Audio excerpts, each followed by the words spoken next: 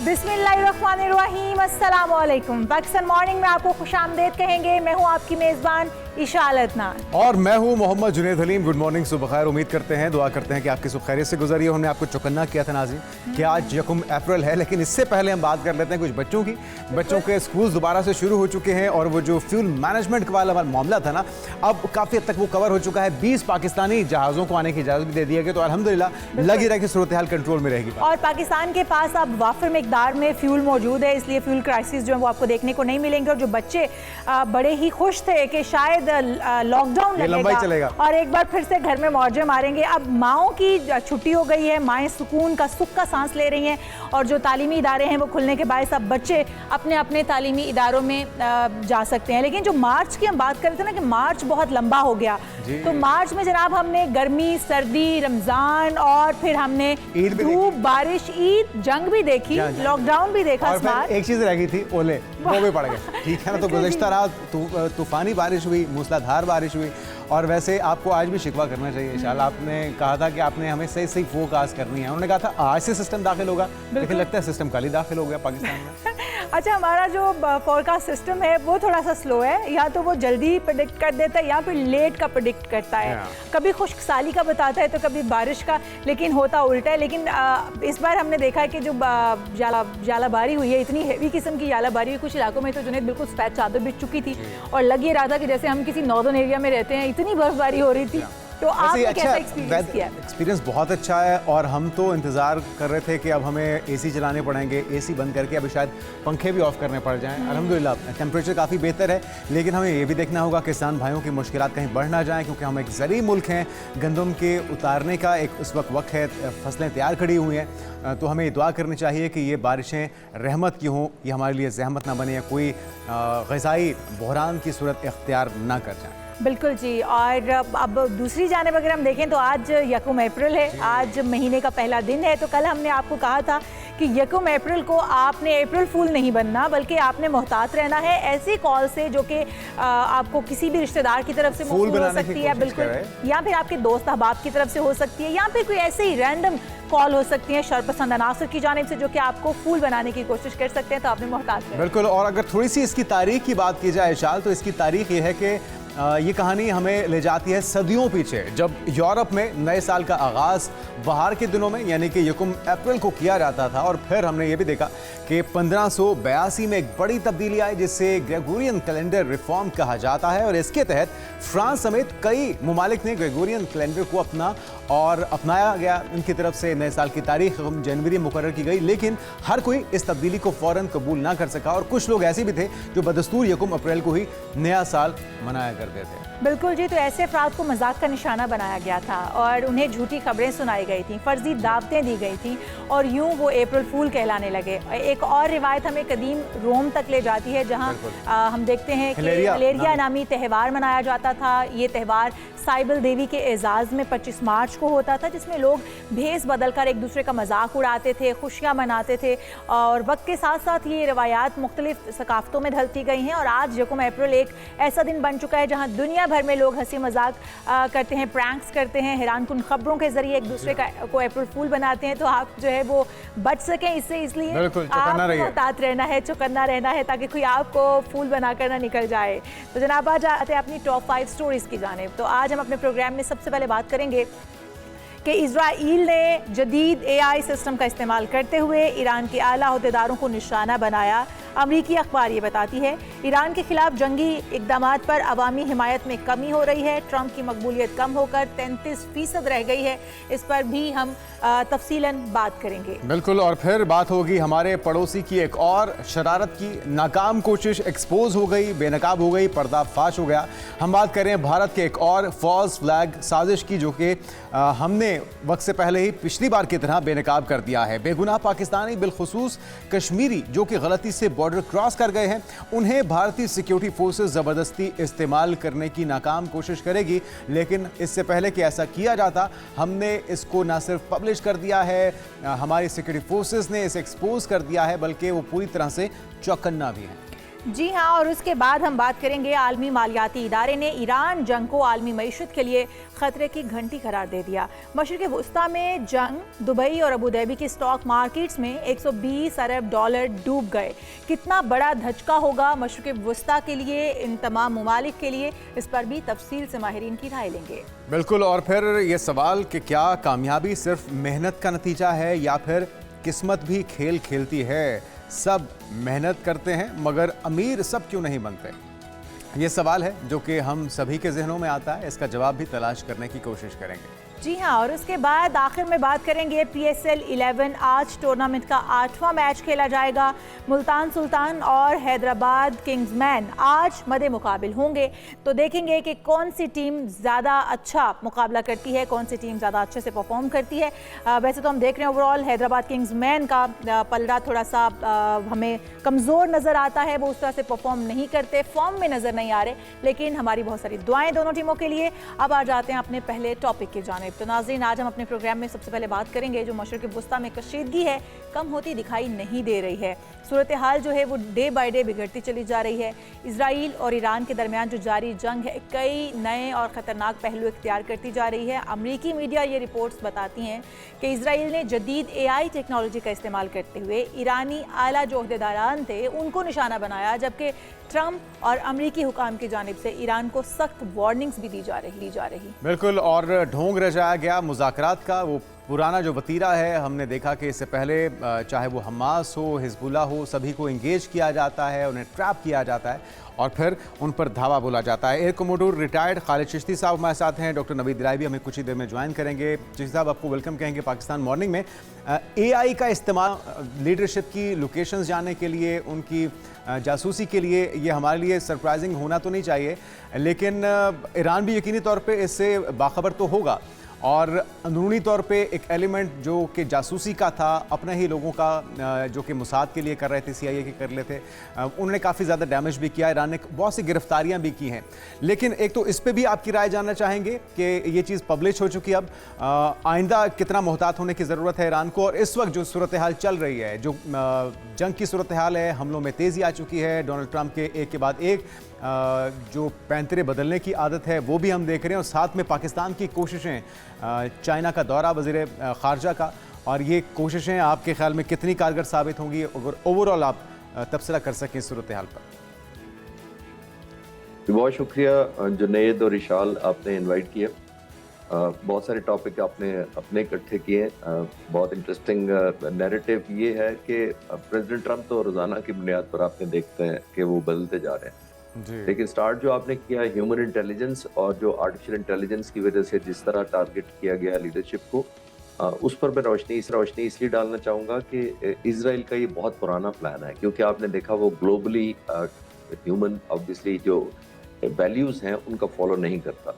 वो तमाम वो एथिकल प्रैक्टिसेस जो नई दुनिया नॉर्मली करती है वो नहीं करता, और वो एज अ स्टेट पॉलिसी नहीं करते। अनफॉर्चुनेटली होता ही है कि ऐसे टेररिस्ट ग्रुप जब नहीं करते तो वो तो टेररिस्ट ग्रुप होते हैं, लेकिन दुनिया में एक शायद ये वाहिद स्टेट है और जो इस तरह के कोई लिहाज नहीं करती है कैसे। उसके लिए वो जाहिर है हमास का देखा आपने, हिजबुल्लाह का देखा, हानियात का देखा, ईरानी लीडरशिप का देखा, इनके साइंटिस्ट का देखा, तमाम के तमाम को ये अपनी मुसायद को पहले पेनिट्रेट करते हैं, फिर उनको ट्रैकिंग करते हैं मुख्तलिफ डिवाइसेस के जरिए। इवन मेरे हाथ में जो मोबाइल है, आपको पता है कि इसकी लोकेशन ना भी ऑन करूँ, अगर आप इसका माइक ना भी ऑन करें तो रीड करता रहता है ये आपको।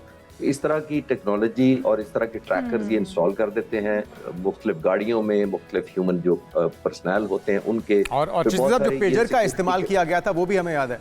जी जी बिल्कुल बिल्कुल, मैं उसी की तरफ बिल्कुल रेफर करता, आपने सही याद कराया कि पेजर का आपने नोट किया होगा कि पेजर को हम कितना कंफर्टेबली समझते थे और एक किस्म का हार्मलेस समझते थे। जब वो एक्सप्लोड हुए तो पता लगा कि इजराइल की रीच कहाँ तक है। तो ये पहली दफा नहीं किया, इजराइल इस पे बहुत ज्यादा काम करता आया है, बिकॉज उसकी एक, जैसे मैंने कहा, स्टेट पॉलिसी है कि जिसको लीडर को दुनिया में, चाहे वो किसी भी, जैसे मैंने कहा, ग्रुप का हो, उसको अगर ये एलिमिनेट करना चाहते हैं सबसे ज्यादा ये आर्टिफिशियल इंटेलिजेंस और इस तरह के डिवाइसेस का हिस्सा मदद लेते हैं। एक बात। अब आते हैं प्रेसिडेंट ट्रंप का, जो आप कह रहे थे कि रोजाना की बुनियाद पे, तो रात को मैं नोट कर रहा था, थोड़ा सा मैंने लिस्ट डाउन किया, तो मैं आपको बताने की कोशिश करता हूँ प्रेसिडेंट ट्रंप ने किया क्या। 28 तारीख को जो उन्होंने हमला किया, तो पहली तारीख को उन्होंने कहा कि ये 4 हफ्ते चलेगी जंग। फिर 2 तारीख को कहा कि नहीं, वो 4 से 6 हफ्ते भी चल सकती है। फिर 19 मार्च को उन्होंने कहा कि अगर मैं चाहूं तो 2 सेकंड में खत्म कर सकता हूं। फिर उन्होंने 22 मार्च को ये कहा कि अगर ईरान ने 22 मार्च जेल में रखेगा कि अगर ईरान ने हॉर्मोज नहीं खोला तो 48 घंटे में मैं अटैक कर दूंगा। 22 तारीख के बाद 23 तारीख को कहा कि बड़ी अच्छी मुज़ाकरात चल रही है ईरान के साथ। तो अब मैं खुद ही हंस पड़ा सुन के। और फिर 24 मार्च को कहा कि हमने जी फिर मार्च में उन्होंने कहा कि नहीं, जिस दिन कहा ये कि मैं 2 सेकंड में खत्म कर सकता हूँ, फिर अगले दिन मुज़ाकरात करने शुरू किए और उससे अगले दिन 24 मार्च को कहा कि जंग तो खत्म हो चुकी है, हम तो जीत चुके हैं पहले ही। तो 25 मार्च को उन्होंने कहा कि नेगोशिएशन के लिए ईरानी बहुत टफ नेगोशिएटर थे। तो मुझे नहीं समझ आती कि कब उनकी जंग खत्म होती है, कब। खालिद चिश्ती साहब, एक तो ये बात बिल्कुल दुरुस्त है, ये उनकी जहनी हालत की हमाजी करता है कि किस तरह से वो अपनी जहनी हालत जो उनकी इस वक्त बिगड़ी हुई है वो बिल्कुल नॉर्मल नज़र नहीं आते हैं। या तो वो खुद ही उन्हें समझ नहीं आ रही कि वो क्या करते चले जा रहे हैं, या फिर उनके जो मुशावरती हैं वो उनसे इस तरह के बयानात बाजियाँ करवाते हैं, इस तरह की शरारतें वो करवा रहे हैं। लेकिन अगर हम ओवरऑल सूरत हाल वैसे देखें तो मुज़ाकरात की टेबल पर तो वो खुद भी शायद लगता है नहीं है कि वो आना चाहते हैं। अगर एक तरफ वो जंगबंदी कहते हैं, जंग जीत चुके हैं, मुज़ाकरात कर रहे हैं, लेकिन दूसरी तरफ जंगबंदी अगर इन शराइत पर करनी है कि आप ईरान को साथ साथ धमकाएंगे भी, साथ साथ थ्रेटन करेंगे और उनके ऊपर मजीद जो है अटैक्स करने की कोशिश करेंगे, और जिस तरह का इन्होंने जंग जिस तरह से मुसल्लत की है, जिस तरह से शुरुआत की है कि फर्स्ट अटैक के अंदर ही बच्चियों को शहीद किया जाना, स्कूल को अटैक किया जाना और उसके बाद सुप्रीम लीडर को शहीद कर दिया जाना, तो क्या डोनाल्ड ट्रंप ये सोचकर बैठे हुए थे कि पहले ही दिन अगर सुप्रीम लीडर को या सीनियर लीडरशिप को अगर शहीद कर दिया जाता है और इतना बड़ा धचका जिस तरह बच्चियों का नुकसान लॉस हुआ, शहादतें हुई, तो उसके बाद ईरान बैकफुट चला जाएगा? तो वो एक दिन की जंग सोचकर शायद वो मैदान में उतरे थे, लेकिन वो मजीद जो है उसको बढ़ावा मिल गया और ईरान जो है वो डट गया। तो एक तो शायद उन्हें पता ही नहीं था, और अभी तक के जो उनके बयानात हैं, लगते हैं उनके जो मुशावरती हैं उनके बयानात हैं या उनकी वाकई जहनी हालत ठीक नहीं है?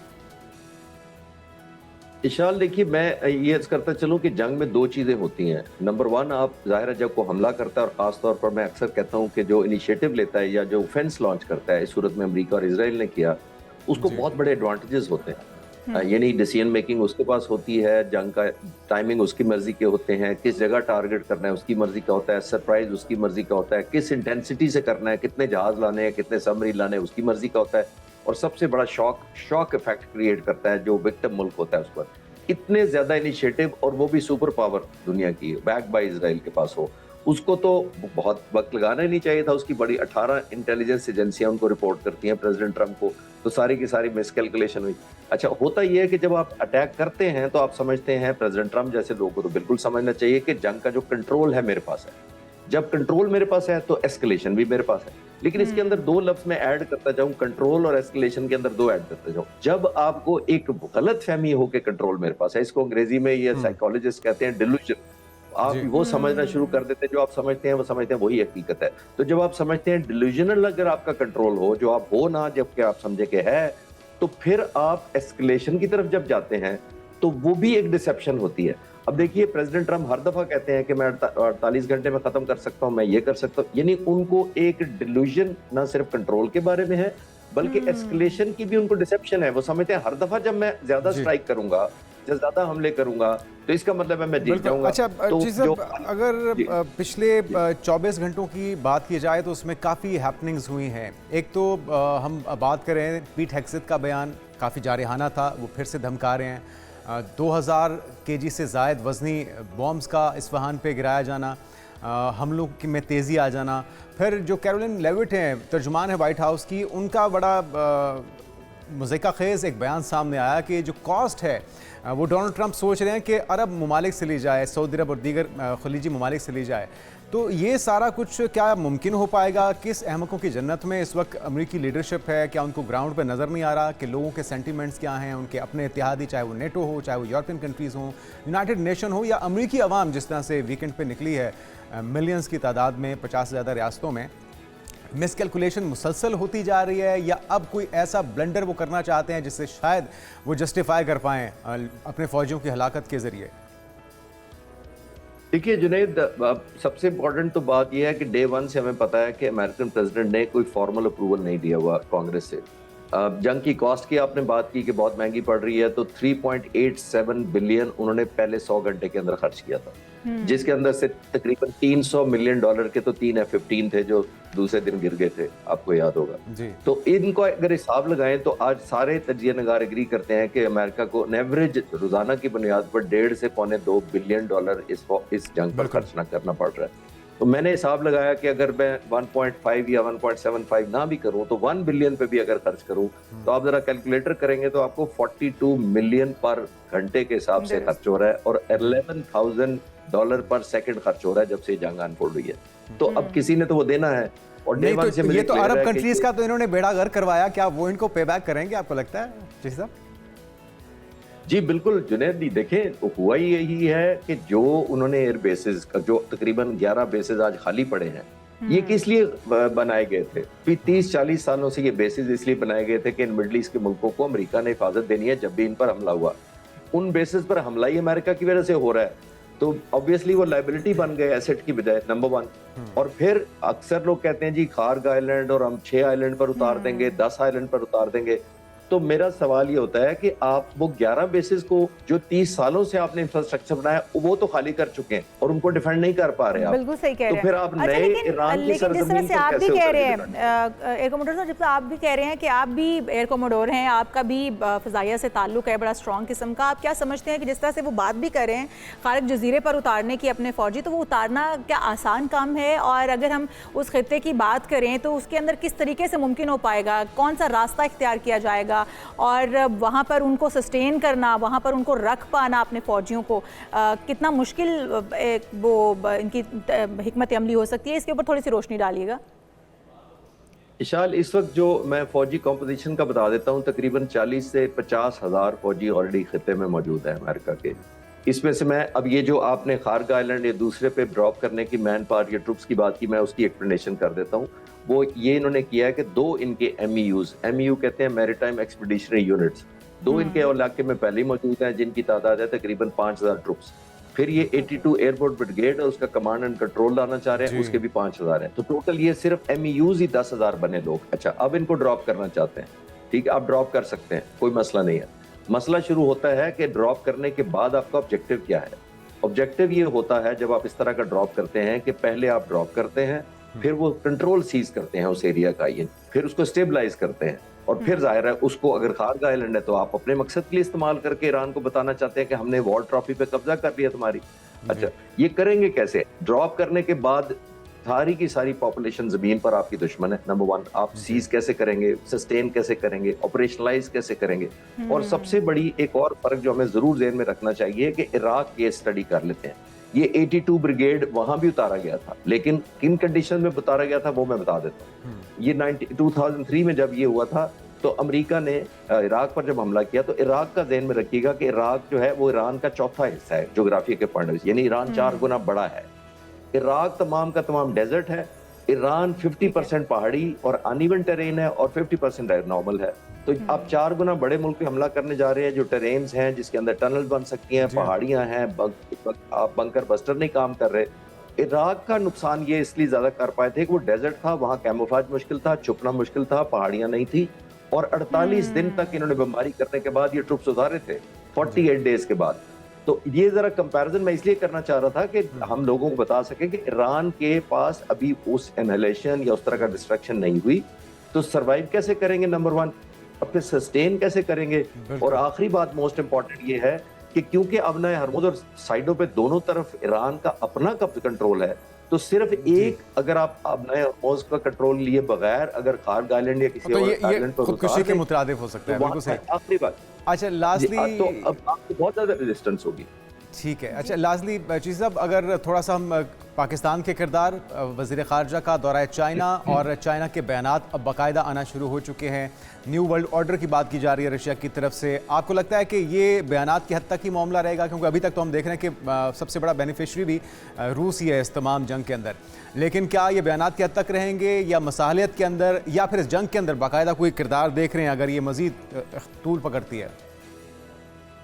देखिए, प्रेसिडेंट ट्रंप अपने बयान से तो खुद ही मदद कर रहे हैं लोगों की कि हालात बदल गए हैं, यूरोप को बुरा भला कह रहे हैं, फ्रांस को कह रहे हैं, इंग्लैंड को कह रहे हैं, कनाडा को कह रहे हैं वो तो ऑलरेडी डिसइंटीग्रेशन कर चुके हैं। और इस जंग से पहले आपने देखा था उन्होंने नेटो को बड़ा क्रिटिसाइज किया। इस जंग से पहले उन्होंने कहा कनाडा हमारा हिस्सा बन जाए। इस जंग से पहले उन्होंने कहा मैंने ग्रीनलैंड पे कब्जा करना है।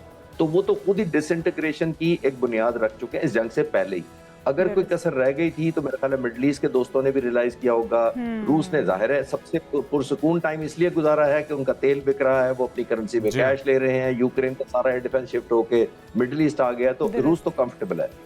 चीन ने भी न्यू फाउंड रियलिटी है और ईरान को खुद भी समझ आ गई और I am sure middle east के दोस्तों को भी समझ आई होगी कि इसकी प्राइस हमने सब ओवरऑल यूनिटी की क्या दिया। तो डेफिनेटली आई थिंक रियलिज्म जरूर है। जब आपको रियलाइज हो जाए तो फिर आगे आने वाले वक्तों में आप बेहतर फैसले कर पाएंगे, दुनिया भी ये बिल्कुल बेहतर सही। और करेगी। हम उम्मीद करते हैं कि इस जंग के जो स्टेक होल्डर हैं वो भी बेहतर फैसले कर पाएं और ये जंग खत्म हो पाए। पाकिस्तान अपना किरदार अदा कर रहा है, चाइना, रशिया, तुर्किया, तमाम ममालिक मिलकर इसको जंग को ख़त्म करने की कोशिश कर रहे हैं। बहुत शुक्रिया air commodore retired Khalid Chishti साहब हमारे साथ मौजूद थे। खूबसूरत तज़िया और बहुत सारे ऐसे पॉइंट्स हैं जिस पर डोनाल्ड ट्रंप जो है वो हमें बुखलाए हुए नज़र आते हैं। उनकी बातें, उनके बयानात ये बताते हैं कि शायद वो ज़हनी तौर पर स्टेबल नहीं है या फिर वो किसी बुखलाहट का शिकार है। जी हाँ, और ये बुखलाहट नज़र भी आती है, समझ भी आती है कि एक पराई जंग के अंदर उन्होंने हाथ तो डाल दिया है लेकिन अब उनके हाथ खींचे से भी निकल नहीं पा रहे। तो एक और मामला भी नाज़रीन जिस पर हमने आगाज़ में बात भी की थी और वो है पाकिस्तान के ऊपर एक और हमला करने का फॉल्स फ्लैग ऑपरेशन के ज़रिए। भारत की इस कोशिश को किस तरह से नाकाम किया है, बेनकाब किया है पाकिस्तान की रियासत ने, फोर्सेज ने। एक ब्रेक के बाद इस पर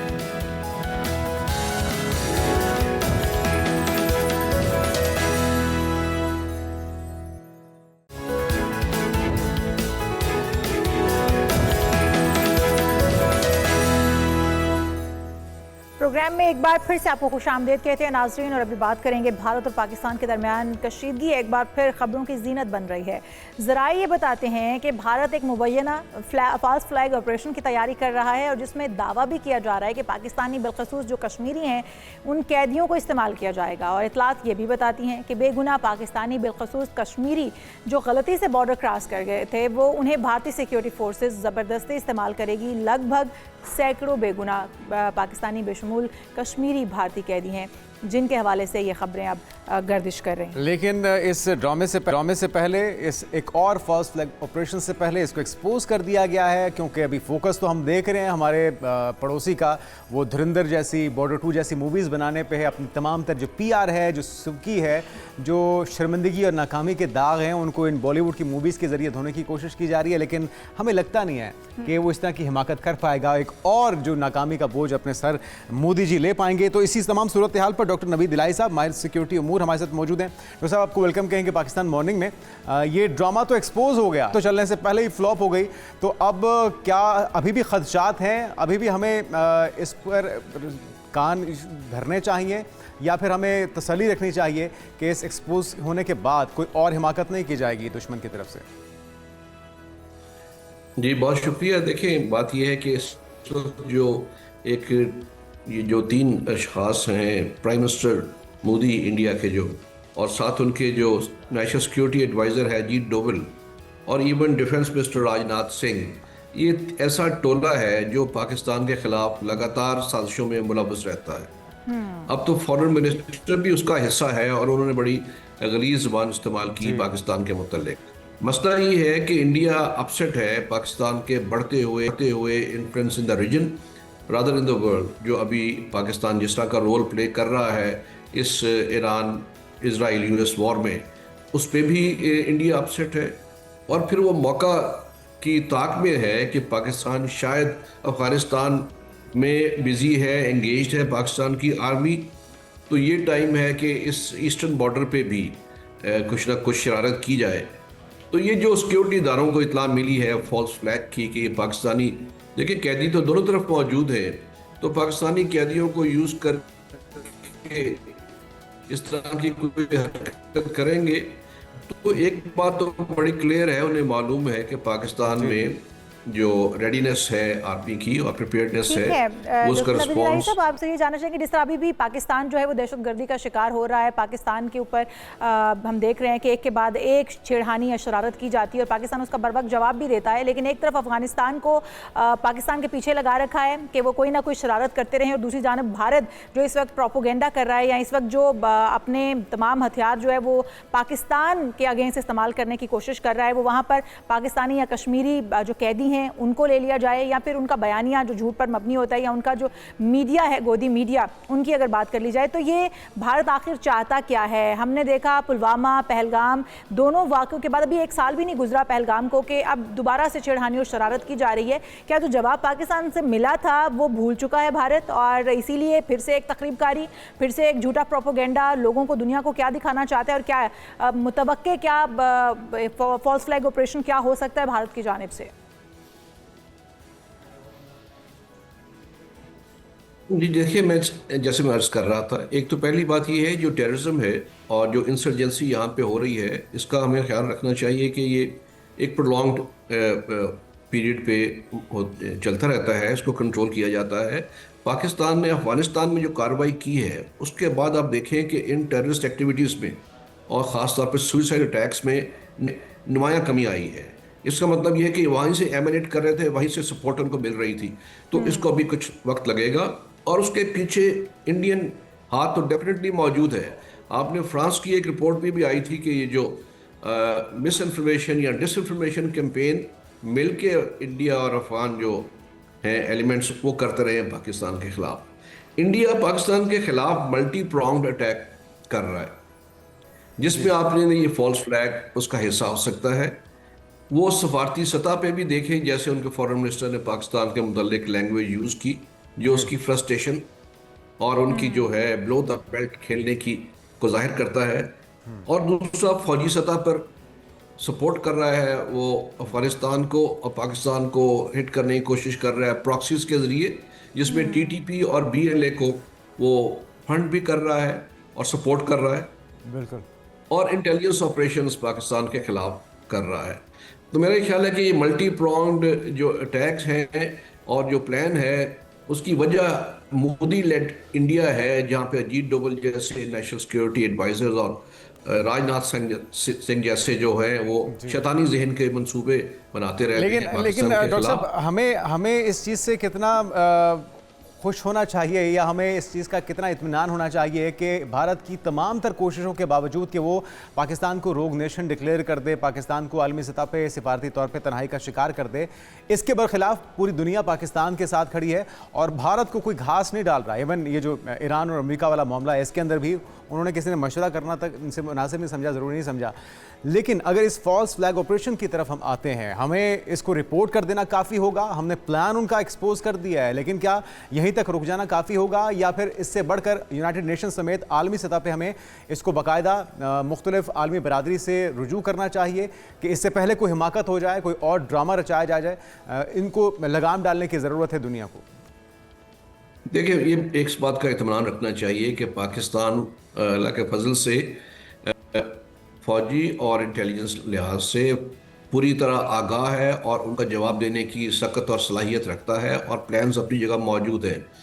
आवाम को भी इससे आगाही देनी चाहिए ताकि उनमें अनसर्टेनिटी ना हो। तो उसमें तो कोई शक शुबे की बात नहीं, पाकिस्तान उनसे बेहतर जवाब देने की पोजीशन में है। आप ये देखिए कि सिर्फ हमने अजीत डोभाल तो ओपनली पाकिस्तान को थ्रेट करते रहे हैं कि बलूचिस्तान में हम ये करेंगे, तो क्या पाकिस्तान खालिस्तान इस वक्त दोबारा रीइग्नाइट नहीं हो सकता? वहाँ पे 20 इंसर्जेंसी चल रही हैं, क्या उनको सपोर्ट नहीं हो सकती?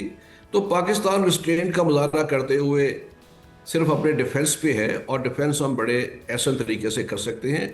और सबसे ज़्यादा तकलीफ, जैसे मैंने अर्ज़ की, कि इस तमाम टिकलिश जो सूरत हाल है ईरान और रीजन में, पाकिस्तान ने बड़ा मुदब्बराना रोल किया, जो कि प्राइम मिनिस्टर शहबाज शरीफ और फील्ड मार्शल असद मुनीर साहब के जो है एक जो सस्टेन्ड उनकी एक्टिविटीज़ हैं और मैयर्स हैं, उसकी वजह से तो उसने भी इंडिया को बहुत अपसेट किया है कि उनको वो वाली तवज्जो नहीं मिली।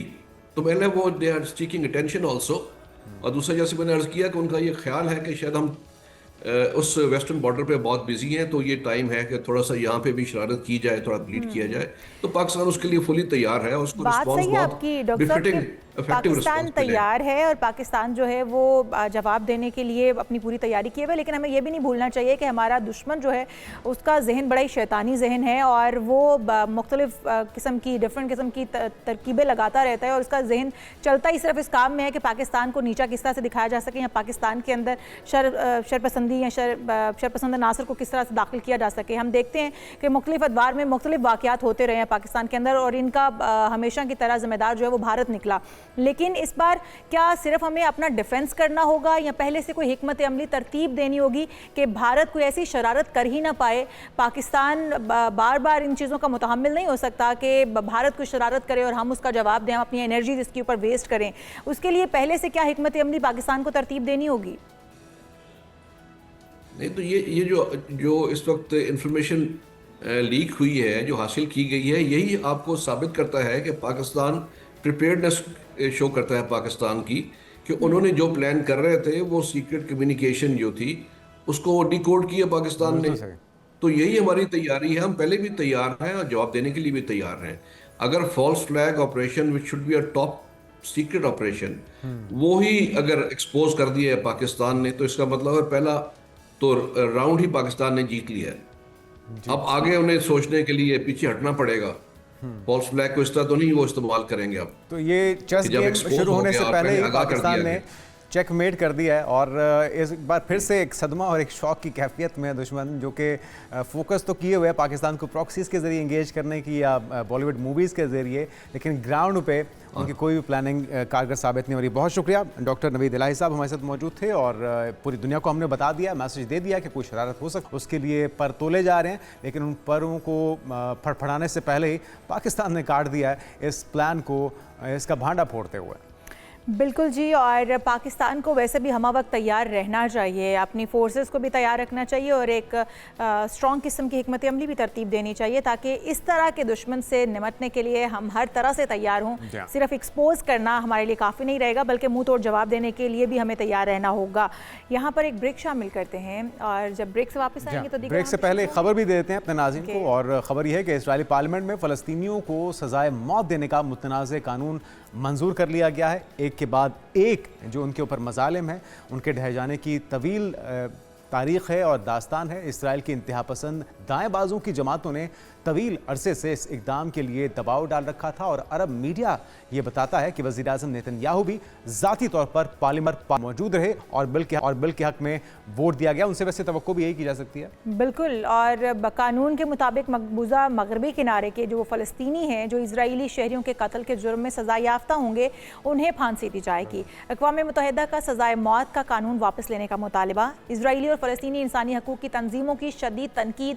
उनका मौक़िफ़ है कि इक़दाम नस्ल परस्ताना और सख्त गिर है, इससे हमलों की रोकथाम मुमकिन नहीं होगी और जो कैदी होते हैं वैसे भी कानून के मुताबिक उन्हें वापस किया जाता है। उन कैदियों को आप अपने कानून के तहत सजाए मौत नहीं दे सकते हैं। जंग किसी सूरत हाल में जो कैद होने वाले वहाँ पर इजरायली हैं फ़लस्तीनी हैं उनको रिहा किया जाए और यही मेरे ख्याल में पूरी दुनिया का मुतालबा भी होना चाहिए, लेकिन इस वक्त जो उनके पार्लियामेंट में इसको कानून को मंजूर कर लिया गया। बिल्कुल, और एक फ्रस्ट्रेशन भी है, एक बुखलाहट है, क्योंकि जिस तरह से ईरान से इनको मार पड़ रही है और हम देख रहे हैं कि अमेरिकी फ़ौजियों को तो धकेला जा रहा है बूट्स ऑन ग्राउंड के लिए, लेकिन अपना एक भी फ़ौजी इजराइल ने नेतन्याहू ने देने पर आमादगी जाहिर नहीं की और अपने जो भड़ा से फ्रस्ट्रेशन है उसको जो फ़लस्तीनी कैदी हैं उनकी जाने लेकर अब निकालने की या उसे मैनेज करने की कोशिश की जा रही है, अपने आवाम को जस्टिफाई करने की नाकाम कोशिश की जा रही है, जो कि इंतहाई शर्मनाक है।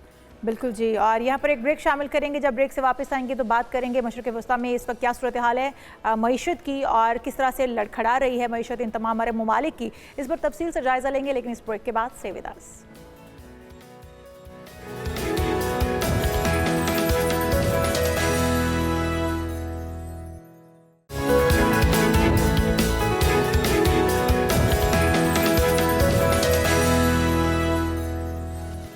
Welcome back. और बात कर रहे हैं मशरक़ वस्ता में कशीदगी की, ये बढ़ती ही जा रही है और इस बढ़ावे की वजह से मईशत ज़बूहाली का शिकार है। पाकिस्तान समेत दुनिया भर की, ख़ासतौर पे अरब ममालिक की जो मईशत है वो बहुत ज़्यादा इससे मुतासर हो रही है। और आलमी मालियाती इदारे IMF ने ईरान से जुड़ी जंगी सूरत हाल को आलमी मईशत के लिए ख़तरे की घंटी करार दे दिया है। जी हाँ, IMF के मुताबिक अगर ये तनाज़ा तवील हो गया तो न सिर्फ खित्ता बल्कि पूरी दुनिया शदीद मुआशी दबाव का शिकार हो सकती है।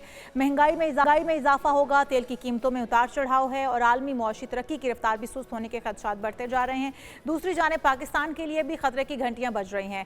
IMF ने पेट्रोलियम मसनूआत और सोलर सिस्टम पर भी 18% GST आयद करने का मुतालबा कर दिया है, जिससे आवाम पर महंगाई का मजीद बोझ पड़ने का इम्कान है। जहाँ पर IMF ओवरऑल मईशत का रोना रो रही है, वहीं पर पाकिस्तान के पर फिर एक अजाब की तरह मुसल्लत किया जा रहा है। 18% जो टैक्स आयद करने की बात की जा रही है। तो हमारे साथ मौजूद हैं मोहम्मद अकबल साहब, माहिर मईशत जो कहेंगे आपको। मोहम्मद अकबल साहब, एक तरफ तो IMF जो है वो पूरी दुनिया का रोना रो रही है कि पूरी दुनिया की मईशत बैठ रही है और पूरी दुनिया जो है वो इस वक्त इस परेशानी का शिकार है मईशत के हवाले से, लेकिन एक तरफ पाकिस्तान के ऊपर टैक्स फिर से बढ़ाने की और टैक्स लगाने की बातें की जाती हैं। तो क्या समझते हैं आप कि पाकिस्तान का जो सूरत हाल है, पाकिस्तान की मुआशी, ये IMF को नज़र नहीं आती है? और IMF जिसकी बात कर रहे हैं, जंगी सूरत हाल की वजह से मईशत लड़खड़ा रही है सारे ममालिक की, उसको किस तरह से फिर कंट्रोल किया जा सकता है? देखिए, ओवरऑल अगर IMF की बात की जाए ना, तो मैं IMF की जो पॉलिसीज हैं और ख़ास तौर पे पाकिस्तान में जो उसने पॉलिसीज अपनाई हुई हैं उनसे मैं तो बिल्कुल मुत्तफिक नहीं हूँ। और हमारे जो लाइक माइंडेड जितने भी इकोनॉमिस्ट्स हैं वो भी इस चीज़ को जो है ना वो इंडोर्स करते हैं कि IMF की जो भी हमारे यहाँ पे डिक्टेट कर रहा है, हमारी इकोनॉमी को जिस तरीके से वो चलाने की कोशिश कर रहा है, वो ग्राउंड रियलिटीज़ से बिल्कुल मुख्तलिफ हैं। और थ्योरेटिकल जो नज़रियात हैं उनकी बेसिस के ऊपर जो है ना वो पाकिस्तान की मईशत नहीं चल सकती। लेकिन जहाँ तक बात है कि ऑयल की प्राइसेस या जो सोलर के ऊपर जो है उन्होंने मज़ीद GST लगाने की बात की है, तेल के ऊपर भी GST लगाने की बात की है, तो इसको मैं डायरेक्टली तो इंडोर्स नहीं कर सकता। लेकिन जो मेरा अपना जो नुक्ता नज़र है या मेरा अपना पॉइंट है वो ये है कि हुकूमत इस वक्त जो सब्सिडी जो तेल के ऊपर दे रही है, मेरे ख्याल में हुकूमत को तेल के ऊपर सब्सिडी नहीं देनी चाहिए, बल्कि यही सब्सिडी हुकूमत को बिजली के ऊपर देनी चाहिए। और बिजली के सार्फिन भी वो वाले जो इंडस्ट्रियल सार्फिन हैं या जो 300-400 यूनिट तक जो है ना इस्तेमाल करते हैं बिजली, उनको, ताकि उनको इन काइंड जो है वो रिलीफ मिल जाए। क्योंकि अगर हुकूमत जो है वो ये तेल की कीमतें इंटरनेशनल मार्केट से जो है वो मुताबिक पास ऑन नहीं करती ना, तो दो नुकसान है। एक तो हमारे जो रिजर्व्स हैं उसके ऊपर बड़ा जो है वो झटका लगेगा, क्योंकि ऑलरेडी हमारा जो करंट अकाउंट है वो $19 बिलियन के ऊपर है, जिसमें तकरीबन 10-12 बिलियन तो वैसे ही माइनस करने वाले हैं। तो एक तरफ तो जो है ना वो हमें हैवी ज़र मुबादला, क्योंकि ऑलमोस्ट ऑयल की प्राइसेस डबल हो चुकी हैं इस वक्त, तो हुकूमत अगर वही प्राइसेस रखती है। अकमल साहब जिस तरह से कह रहे हैं कि ऑयल की प्राइसेस डबल हो चुकी हैं, अगर उस पर सब्सिडी नहीं दी जाएगी तो फिर वो तो 400 प्लस हो जाएगा। और इस चीज़ का खदशा है कि शायद अभी भी अगर यही जंग जारी रहती है तो शायद अगली बार हुकूमत को प्राइसेस बढ़ानी पड़ जाएं। तो चाहे वो एनर्जी हो, चाहे वो फ्यूल की सूरत में हो या बिजली की सूरत में हो, अगर उसकी कॉस्ट बढ़ेगी तो प्रोडक्शन बढ़ेगी, ट्रांसपोर्टेशन बढ़ेगी और अल्टीमेटली वो महंगाई की सूरत में आवाम के ऊपर मज़ीद बोझ पड़ेगा। तो आपको लगता है कि यही ऑप्शंस हैं, बिजली की कीमत बढ़ा दी जाए या फ्यूल की प्राइसेस बढ़ा दी जाए, या और भी ऑप्शंस हैं जो कि अपनाई जा सकती हैं जिससे महंगाई का तूफान ना आए? और अभी जो इंडिकेशंस हैं इससे तो लगता है कि इंटरेस्ट रेट भी डबल फिगर में जाने वाला है जल्दी। नहीं, मैं जो आपसे बात कर रहा हूँ ना वो थोड़ा सा इसी तरफ मैं आ रहा हूँ, लेकिन मैं समझाने के लिए एक बात कर रहा हूँ कि जो है ना, देखें, अगर तो हम चाह रहे हैं कि ये इतना महंगा तेल, इतना महंगा ज़र मुबादला अगर हम मोटरसाइकिलों में जलाएं, गैस के चूल्हों में जलाएं, तो आपकी मर्जी है।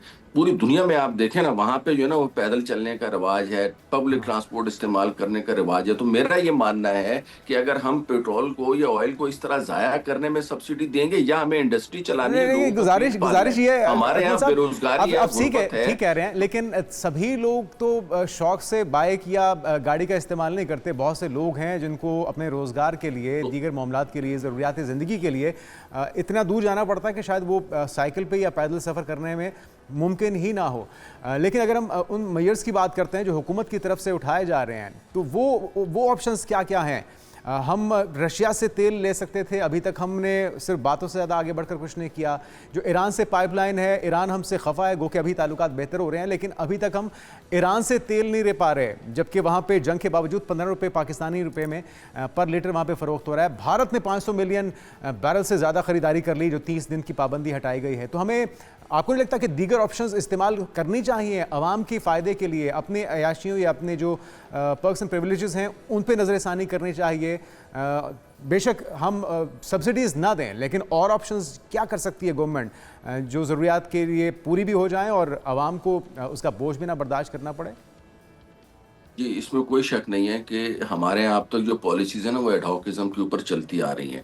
हमें बिल्कुल जो है ना वो सस्ता तेल खरीदना चाहिए, चाहे वो रशिया से मिले, चाहे वो हमें ईरान से मिले, चाहे जिस मुल्क से भी मिले। सस्ता तेल खरीदने का जो है ना मेरे ख्याल में हमें उसके ऊपर कोई कॉम्प्रोमाइज़ नहीं करना चाहिए। और इस वक्त जो जंगी हालात के बाद जो आलमी मंजरनामा तब्दील हो रहा है, ईरान के ऊपर से भी अमेरिका ने भी पाबंदियां उठा दी हैं, रशिया के ऊपर से भी पाबंदियां उठा दी हैं, तो नो डाउट कि वहां से हमें ऑयल परचेज करना चाहिए। लेकिन वहां पे भी जो तेल इस वक्त वो लोग भी बेच रहे हैं, और रशिया ने तो ऑलरेडी अपनी जो है ना ये 1 अप्रैल से जो ऐलान किया था कि हम तो तेल बाहर बेच ही नहीं रहे। उसके बाद रह गई बात ईरान की, तो ईरान से हमारे यहाँ जो आता है वो अशराफिया के हाथों में चला जाता है। अभी भी पाकिस्तान में एक वाफिर मिकदार में तेल जो है ना स्मगल होकर ईरान से आता है, लेकिन उसका फायदा आम आवाम को नहीं पहुंचता, वो स्मगलर्स को या चंद लोग जो है ना उनके हाथों में उसका फायदा चला जाता है। तो ये बातें तो अपनी जगह पे हैं और इसके ऊपर तो हुकूमत को अपना एक्शन लेना चाहिए। लेकिन जो मैं अपने आर्टिकल्स में भी एक बात कहता जा रहा हूँ कि जब बात आएगी सब्सिडी की, तो बजाय इसके कि ऑयल पे सब्सिडी दी जाए, बिजली पे सब्सिडी देनी चाहिए,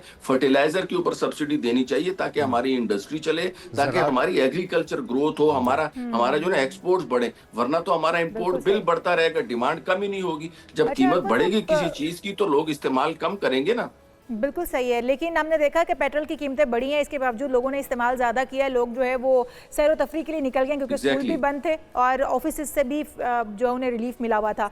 अच्छा, अगर हम दूसरी तरफ आ जाएं तो FBR का भी बताया जा रहा है कि FBR को भी 600 अरब रुपए से ज़ायद के टैक्स शॉर्टफॉल का सामना है, और वहाँ पर भी IMF ने नई शराइत और मुतालबात जो है वो रख दिए हैं।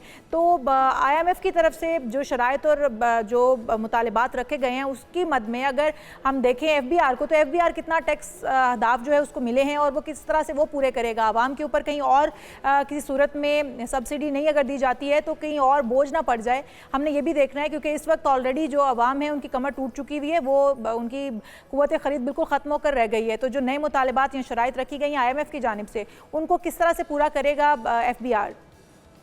देखिए, 13,900 अरब रुपए का टारगेट था ये 2026 का जो फाइनेंशियल ईयर है उसके टारगेट का, और 13,900 अरब रुपए में से अगर 600 अरब रुपए का शॉर्टफॉल भी हो जाता है तो मेरे ख्याल में इस वक्त जो जिस तरीके से हमारी मईशत ने ग्रो किया है या आलमी मंजरनामा जिस तरीके से चेंज हुआ है, GDP ग्रोथ जो है वो 3.5% से ऊपर एक्सपेक्ट की जा रही थी, लेकिन इस 3 महीने में ज़ाहिर महंगाई में भी इजाफा हुआ होगा, जिसकी वजह से डिमांड में कमी और इकोनॉमी में जो है ना वो थोड़ी सी आया हुआ होगा। तो उसकी वजह से डेफिनेटली जो है ना वो टैक्स का टारगेट कम हो सकता है। लेकिन मेरा ख्याल नहीं है कि IMF जो है वो मजीद प्रेशर करेगा कि आप मजीद टैक्सेस लगाएं। हाँ, अलबत्ता पॉलिसी के तौर पे देखें, टैक्स लगाने के 2 मकसद होते हैं। एक होता है कि रेवेन्यू जनरेट करना, दूसरा होता है उस चीज की डिमांड को कम करना, क्योंकि जब टैक्स लगाते हैं तो उसकी प्राइसेस बढ़ जाती हैं। प्राइसेस बढ़ने से उसकी डिमांड में भी कमी वाक़या होती है। फॉर एग्जाम्पल मैं बात कर रहा हूँ जैसे सोलर की, तो हमारे यहाँ वो सोलर के ऊपर 10% जो है ना वो टैक्स है, तो उसको ये 18% के ऊपर लेके जा रहे हैं। तो अब बादियों नजर में ये फैसला जो है ना वो ऐसे लगता है कि जैसे सोलर को महंगा करने की बात है, लेकिन दूसरी तरफ आप देखें हम बिजली के ऊपर 2000 अरब रुपए की सब्सिडी दे रहे हैं, तकरीबन 20 रुपए पर यूनिट जो है वो तो हम सिर्फ और सिर्फ फिक्स चार्जेस हुकूमत ने देने हैं, चाहे वो बिजली इस्तेमाल करें या ना करें। तो बजाय इसके कि हमारी सारी आवाम जो अपनी ह्यूज इन्वेस्टमेंट सोलर में लगा के उधर से जो है ना वो सप्लाई बढ़ा रही है, तो यहाँ से जो है ना वो बिजली को महंगा करना पड़ेगा। तो अल्टीमेटली गवर्नमेंट को फोकस इसी चीज पे करना चाहिए कि जिसके पास एग्जिस्टिंग प्रोडक्ट है यानी इलेक्ट्रिसिटी, उसकी डिमांड को इंक्रीज करना चाहिए। अभी आपको क्या लग रहा है, इंटरेस्ट रेट डबल फिगर में जाने जा रहा है, कितना इसमें इजाफा हो सकता है? और अभी हम ये देख रहे हैं कि स्कूलों को दोबारा से खोल दिया गया, चीज़ें नॉर्मलाइज की जा रही हैं, तो क्या वक्त से पहले हुकूमत ने इकदाम उठा लिए, अभी मज़ीद थोड़ा सा होल्ड करना चाहिए था, या फिर आपको लगता है कि चीज़ें हुकूमत के कंट्रोल में हैं, जो ऑयल रिजर्वायर्स हैं, ये स्टॉक हमारे पास है इस्तेमाल का, वो इतना मौजूद है कि हमें किसी पैनिक की ज़रूरत नहीं है और चीज़ें मैनेज हो जाएंगी। और लास्टली ये भी बताएगा कि जो मिडल ईस्ट में असरात हैं उनकी इंडस्ट्री, चाहे वो टूरिज़म हो, चाहे वो उनका रियल स्टेट हो, हर एक चीज़ मुतासर हो चुकी है और वो इतना जल्दी लगता नहीं है कि ठीक हो जाएगी। तो इसमें हमारे लिए कितनी बड़ी अपॉर्चुनिटी है कि हम ना सिर्फ बैनुल-अक़वामी जो इन्वेस्टर्स हैं उनको अट्रैक्ट कर पाएँ, बल्कि अपने जो हमारे यहाँ से इन्वेस्टर्स जा चुके थे उनको एटलीस्ट साजगार माहौल दिया जाए और वापस अपना पैसा लेकर आएँ। देखिए, जहाँ तक आपने इंटरेस्ट रेट की बात की है, तो इस वक्त जो इन्फ्लेशन हो रहा है ना, वो कॉस्ट पुश इन्फ्लेशन है। यानी चूंकि चीज़ों की कॉस्ट बढ़ रही है, उसकी वजह से महंगाई में इजाफा हो रहा है रादर देन की डिमांड की वजह से। तो मुझे लगता नहीं है कि अगर 1 से 2 या 3% तक मजीद इन्फ्लेशन बढ़ता भी है तो स्टेट बैंक जो है वो इंटरेस्ट रेट को मजीद ऊपर ले जाने की कोई कोशिश करे। अलबत्ता अगर इंटरेस्ट इन्फ्लेशन मेंटेन रहता है तो हो सकता है 1-8% जो है वो स्टेट बैंक इसको नीचे ले आए। बाकी आपने जो बात की है अरब ममालिक की, नो डाउट, इसीलिए मैं फोकस कर रहा हूँ कि हमें अपनी एग्रीकल्चर इंडस्ट्री के ऊपर फोकस करना चाहिए, हमें अपनी इंडस्ट्रीज के ऊपर जो है ना वो फोकस करना चाहिए, क्योंकि आने वाले दिनों में अरब ममालिक में एग्रीकल्चर प्रोडक्ट्स की डिमांड बढ़ने जा रही है। हमारे चावल की डिमांड बढ़ेगी, हमारे चीनी की डिमांड बढ़ेगी, हमारी गंदम की डिमांड, अभी भी हमने दुबई को भी जो है ना वो काफी गंदम बरामद की है। तो ये हम उसी सूरत में इस काबिल होंगे कि अगर हम यहाँ पे कॉस्ट के अंदर बनाने में चीजों को कामयाब हो जाएं। और गल्फ की जो सूरत हाल है या पूरी दुनिया के मंजरनामे की अगर मैं बात करूं तो आने वाले दिनों में जीडीपी ग्रोथ जो है वो पूरी दुनिया की कम होती हुई नजर आ रही है और महंगाई में डेफिनेटली इजाफा होता है। और जो ये जंग अगर आगे जो है वो बढ़ती इस चीज है को और अपने हक में इस्तेमाल कर सकता प्रॉब्लम्स है, पैदा होंगे। क्योंकि जंग अगर इसी तरह से जारी रहती है या जिस तरह से जंग से जितना हो चुका है तमाम अरब ममालिक को, दीगर ममालिक को, और जिस तरह से खुराक की भी हम देख रहे हैं कि किल्लत पैदा होने जा रही है, महंगाई बढ़ रही है, तो पाकिस्तान इसको अपने हक में इस्तेमाल कर सकता है। बहुत शुक्रिया मोहम्मद अकमल, माहिर मईशत हमारे साथ मौजूद। अभी एक ब्रेक लेते हैं, ब्रेक के बाद दीगर इश्यूज़ पर बात होगी। हमारे साथ रहिए।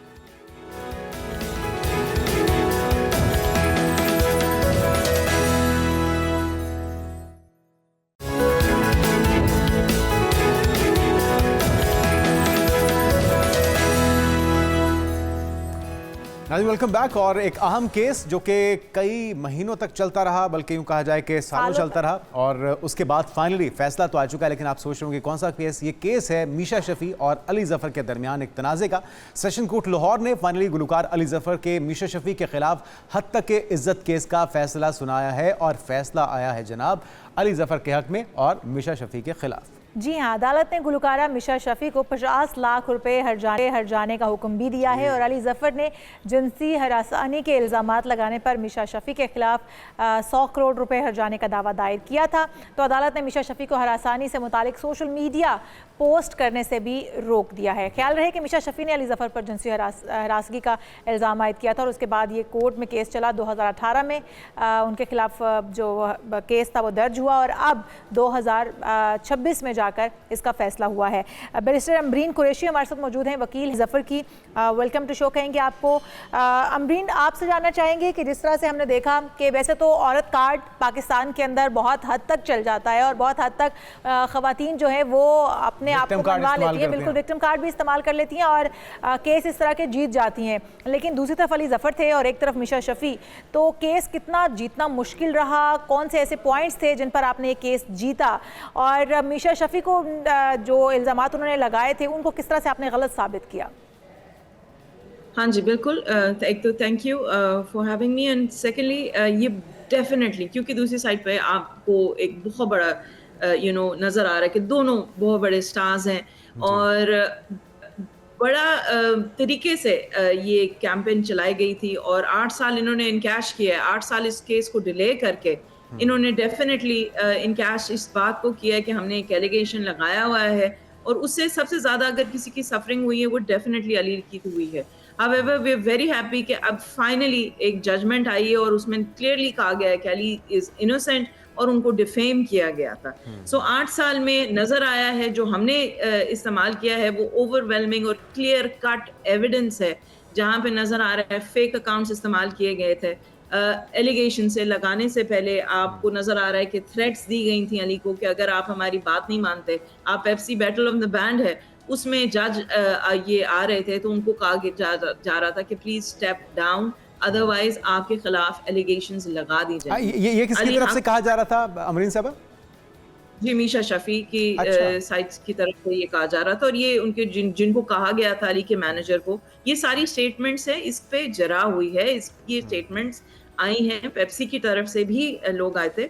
सो आई यू नो जो मैनेजर थे, जो पेप्सी का डील कर रहे थे, सो जी।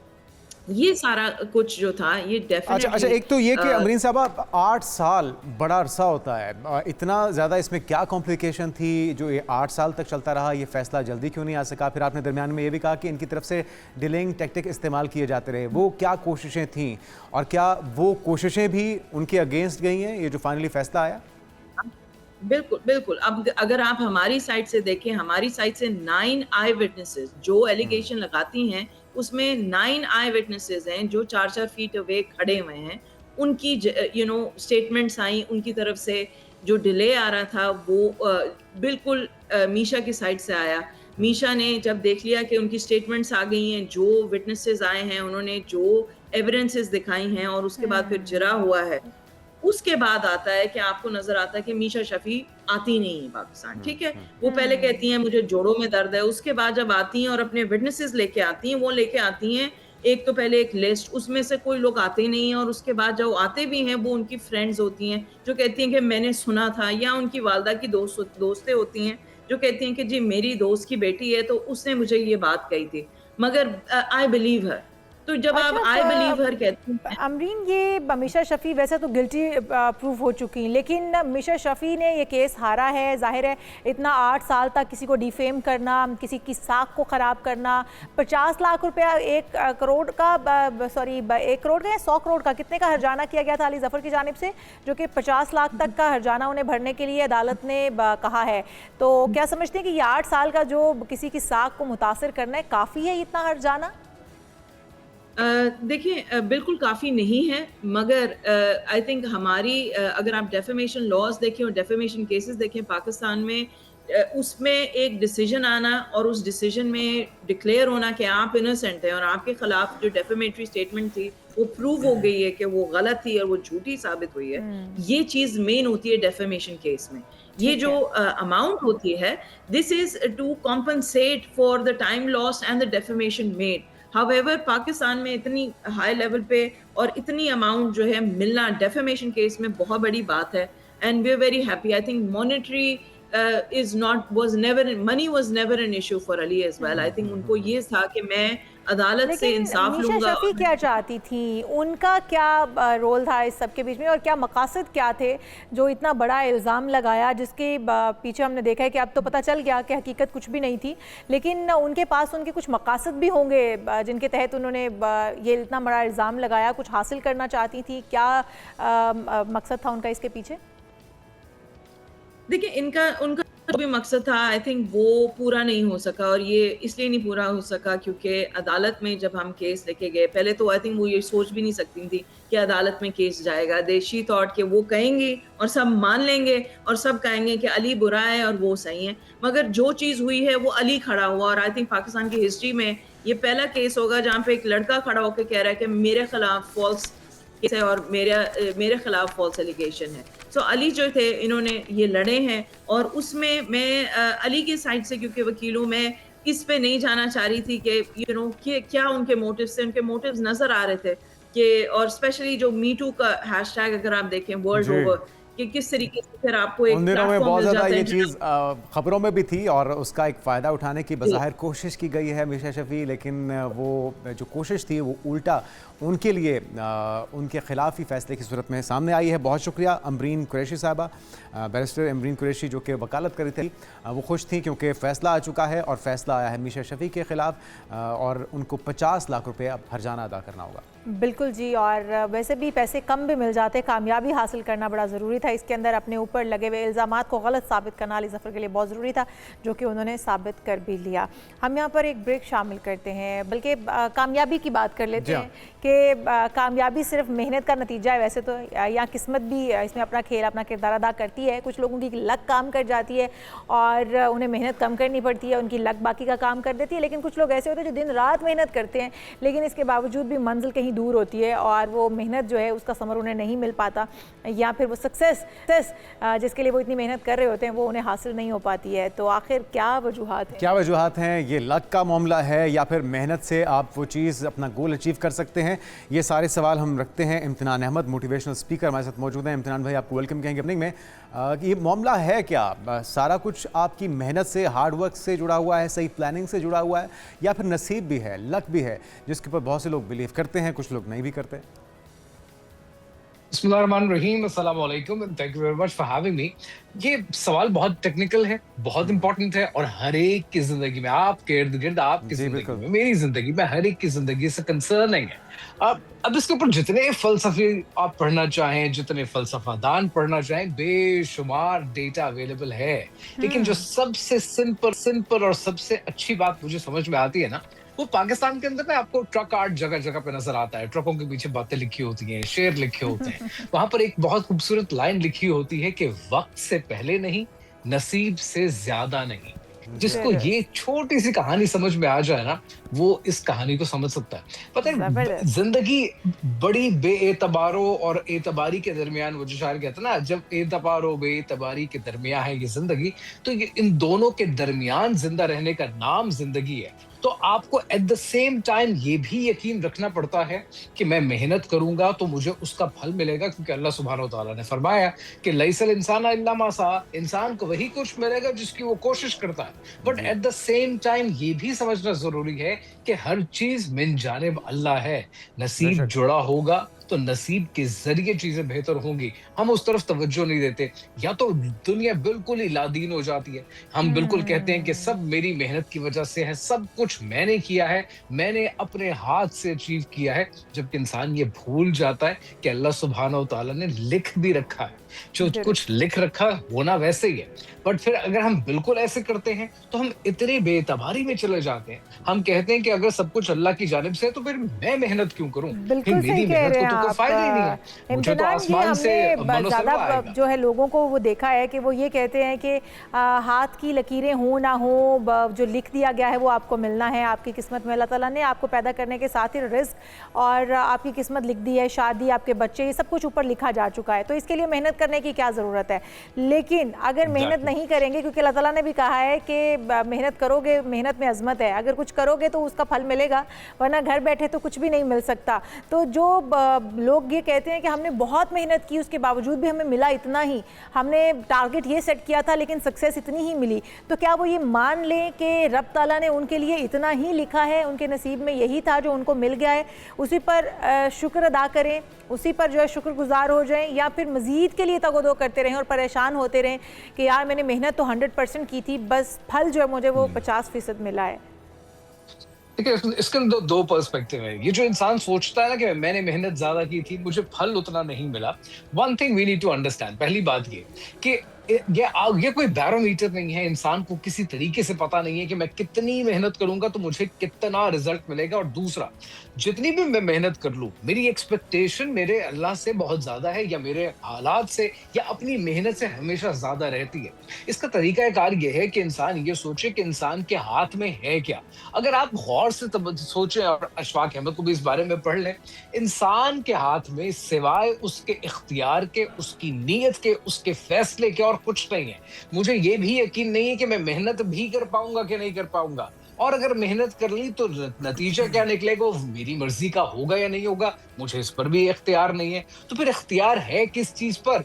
इख्तियार है इंसान का सिर्फ उसकी नीयत पर। मामले में नीयत ये हो सकती है कि मैं जितनी मेहनत करूंगा अल्लाह सुब्हानहू तआला मुझसे राजी होगा। यहाँ पे पता है बड़ी इंपॉर्टेंट जो दूसरा पर्सपेक्टिव है ना इशाल, वो समझने के लिए ये है कि ये समझना चाहिए, जो कि लोग नहीं सोचते हैं, कि मेहनत या कोशिश ये सब चीजें रंग नहीं लाती हैं। तकदीर बदलती है दुआओं के असर से। आप मेहनत करें, लेकिन ये याद रखें कि जब तक आपका नसीब नहीं होगा, आपकी किस्मत नहीं होगी, आपको वो चीज नहीं मिलेगी। अब यहाँ पर एक सवाल आएगा, तो ठीक है, फिर मैं एक काम करता हूँ, मैं मेहनत करता हूँ, मुझे उसका फल तो मिलेगा, लेकिन मैं ऐसा क्या करूं कि मेरे नसीब बेहतर हो जाए?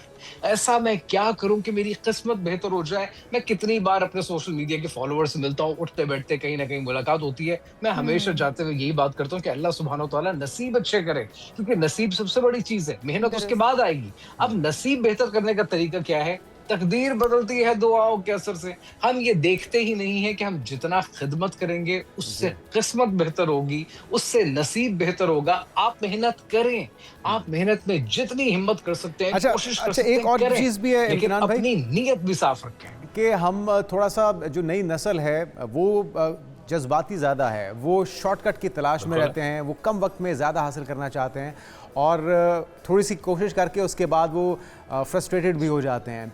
तो सब्र कितना ज़रूरी है, तवक्कुल कितना ज़रूरी है, एफर्ट आपने कर दी है, फिर ये ना सोचिए कि आपको आपकी मर्ज़ी के वक्त के मुताबिक उसका रिज़ल्ट भी मिल जाएगा। हो सकता है वो मुख्तलिफ अंदाज में मिले, जब आप चाह रहे हैं उस वक्त ना मिले, उससे पहले या उसके बाद भी मिल सकता है। मैं तो जेनजी को ये कहता हूँ, अक्सर जब मेरी उनसे मुलाकात होती है, मैं कहता हूँ कि आप लोगों को ये बात समझ क्यों नहीं आती कि आप जितने आज बिजनेस आइडियाज चीजें इंप्लीमेंट कर लें, आज अपॉर्चुनिटीज 20-25 साल पहले से ज्यादा है, नो डाउट अबाउट दैट। लेकिन 20-25 साल पहले जब आपके वालिदैन थे या आपके पिछली नस्ल थी, उस नस्ल ने घर भी बना लिए, गाड़ियां भी ले ली, बच्चों की शादियां भी कर ली, हज उम्रे भी कर लिए। वो कम तनख्वाहों में, कम अपॉर्चुनिटीज और कम रिसोर्सेज में ये सब कुछ ऐसा कैसे कर गए जो आप जेनजी होकर नहीं कर पा रहे? और उसका सिंपल सा जो सोल्यूशन है या सिंपल सा उसका जो आइडिया है वो है कंपाउंड इफेक्ट। वो एक डायरेक्शन में लगे रहे और 25 साल एक ही कंपनी के साथ नौकरी कर दी, सरकार की नौकरी की तो 30 साल नौकरी कर ली, वो एक डायरेक्शन में लगे रहे। आज जेनजी का जो प्रॉब्लम है ना, जेनजी का प्रॉब्लम है गैर मुस्तकिल मिजाजी, इनकंसिस्टेंसी। कुछ करेंगे, बड़ा अच्छा लगा, 2 साल किया, 6 महीने किया, साल किया, 20 दिनों में नौकरी छोड़ी, फिर एक चीज से दूसरी, जिसको अंग्रेजी में आप कहते हैं ना ग्रास हॉपर मेंटालिटी, कि छलांग लगाते चले जाए, एक जगह बड़ी खूबसूरत लगकर आपने काम बात करना। की है। मैं एक मीम थी, मैं देख रही थी कि एक जेनजी इंटरव्यू देने के लिए जाता है और सैलरी की बात नहीं होती है, तो वो डायरेक्टली पूछता है जब उसे हायर कर लिया जाता है कि मेरी सैलरी कितनी होगी, तो वो कहते हैं कि पहले प्रोबेशन टाइम पीरियड आपका होगा 3 महीने और उसके बाद आपको आपकी सैलरी लग जाएगी 70,000। तो वो कहता है कि मैं फिर इस टाइम पीरियड के बाद ही आ जाऊँगा, मतलब मैं 3 मंथ के बाद ज्वाइन करूँगा। तो हमारे अंदर जो मुस्तकिल मिजाजी तो दूर की बात है, सब्र और तहम्मुल भी नहीं है जेनजी या हमारी नई जनरेशन के अंदर।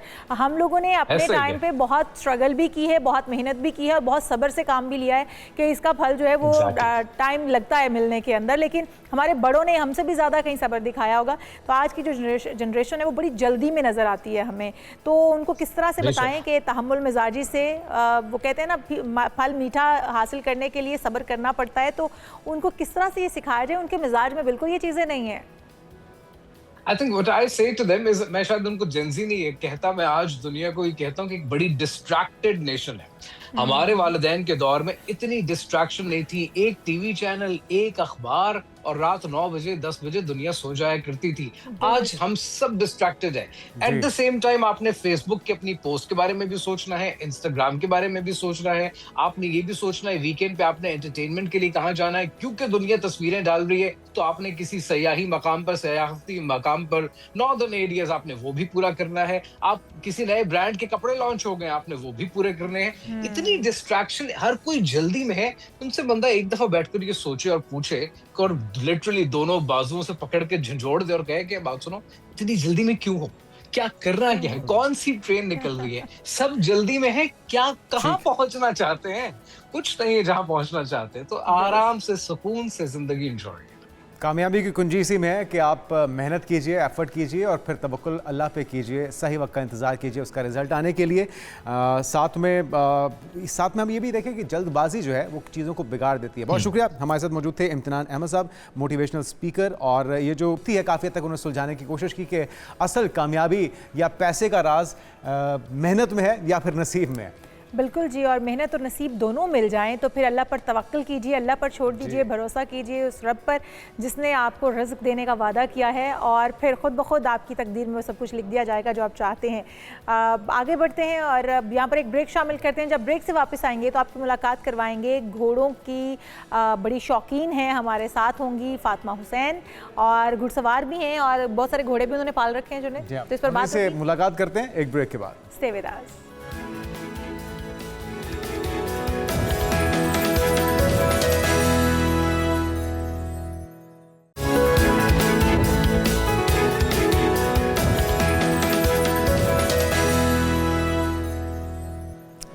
Welcome back. और पाकिस्तान में जहां घुड़सवारी को अमूमन एक रिवायती मर्दाना खेल समझा जाता है, वहीं एक नाम इस तस्वुर को बदल भी रहा है और वो नाम है जनाब फातिमा हुसैन साहिबा का। आलमी मुकाबलों में पाकिस्तान की नुमाइंदगी करने वाली ये बासलाहियत घुड़सवार न सिर्फ खेल के मैदान में बल्कि फ़न की दुनिया में भी अपनी एक मुनफरिद पहचान रखती हैं। और क्या कुछ इनकी पहचान में शामिल है, क्यों ना इन्हीं से जान लिया जाए। इशार बिल्कुल जी, बहुत सारे रिवायती खेल जो कि पहले मर्दों से मंसूब किए जाते थे, अब फातिमा ने उन्हें अपनाया है। फातिमा ने यूके में बहुत से अवार्ड्स अपने नाम किए और अपने शौक को फ़न के ज़रिए पूरा किया है। तो उनकी सवारी में महारत, घोड़ों के साथ गहरा ताल्लुक और बहुत सारी चीज़ें हैं जो कि उन्हें परफेक्ट बनाती हैं इसके अंदर, जिसमें उन्होंने बहुत सारे अवार्ड्स जीते हैं। तो वेलकम कहेंगे हम फातिमा हुसैन को, जो कि घुड़सवार भी हैं और घोड़ों की बहुत शौकीन। वेलकम टू शो कहेंगे। फातिमा, आप इससे जानेंगे कि ये शौक़ कैसे आपको पैदा हुआ, क्योंकि यूजुअली ये मर्दों की गेम है या बॉयज़ के साथ मंसूब कर दिया जाता है कि बच्चियाँ गिर जाएंगी, चोट लग जाएगी और पेरेंट्स भी ज़रा बच्चियों को बड़ा संभाल कर रखते हैं जैसे कांच की गुड़ियाँ हों। तो ये शौक़ कब से पैदा हुआ, कब आपने इसकी ट्रेनिंग बाकायदा ली, पाकिस्तान से ली, पाकिस्तान से बाहर से ली, और फिर अब तक आपने कितने मुकाबले हैं जिनमें आपने पार्टिसिपेट किया है? बिल्कुल। सो जहाँ तक घोड़ों का शौक़ है, आई फील लाइक अब मेरी जो स्पोर्ट है, राइडिंग है, करियर, आर्ट, हर चीज़ एक घोड़ों के पैशन से स्टेम कर रही है।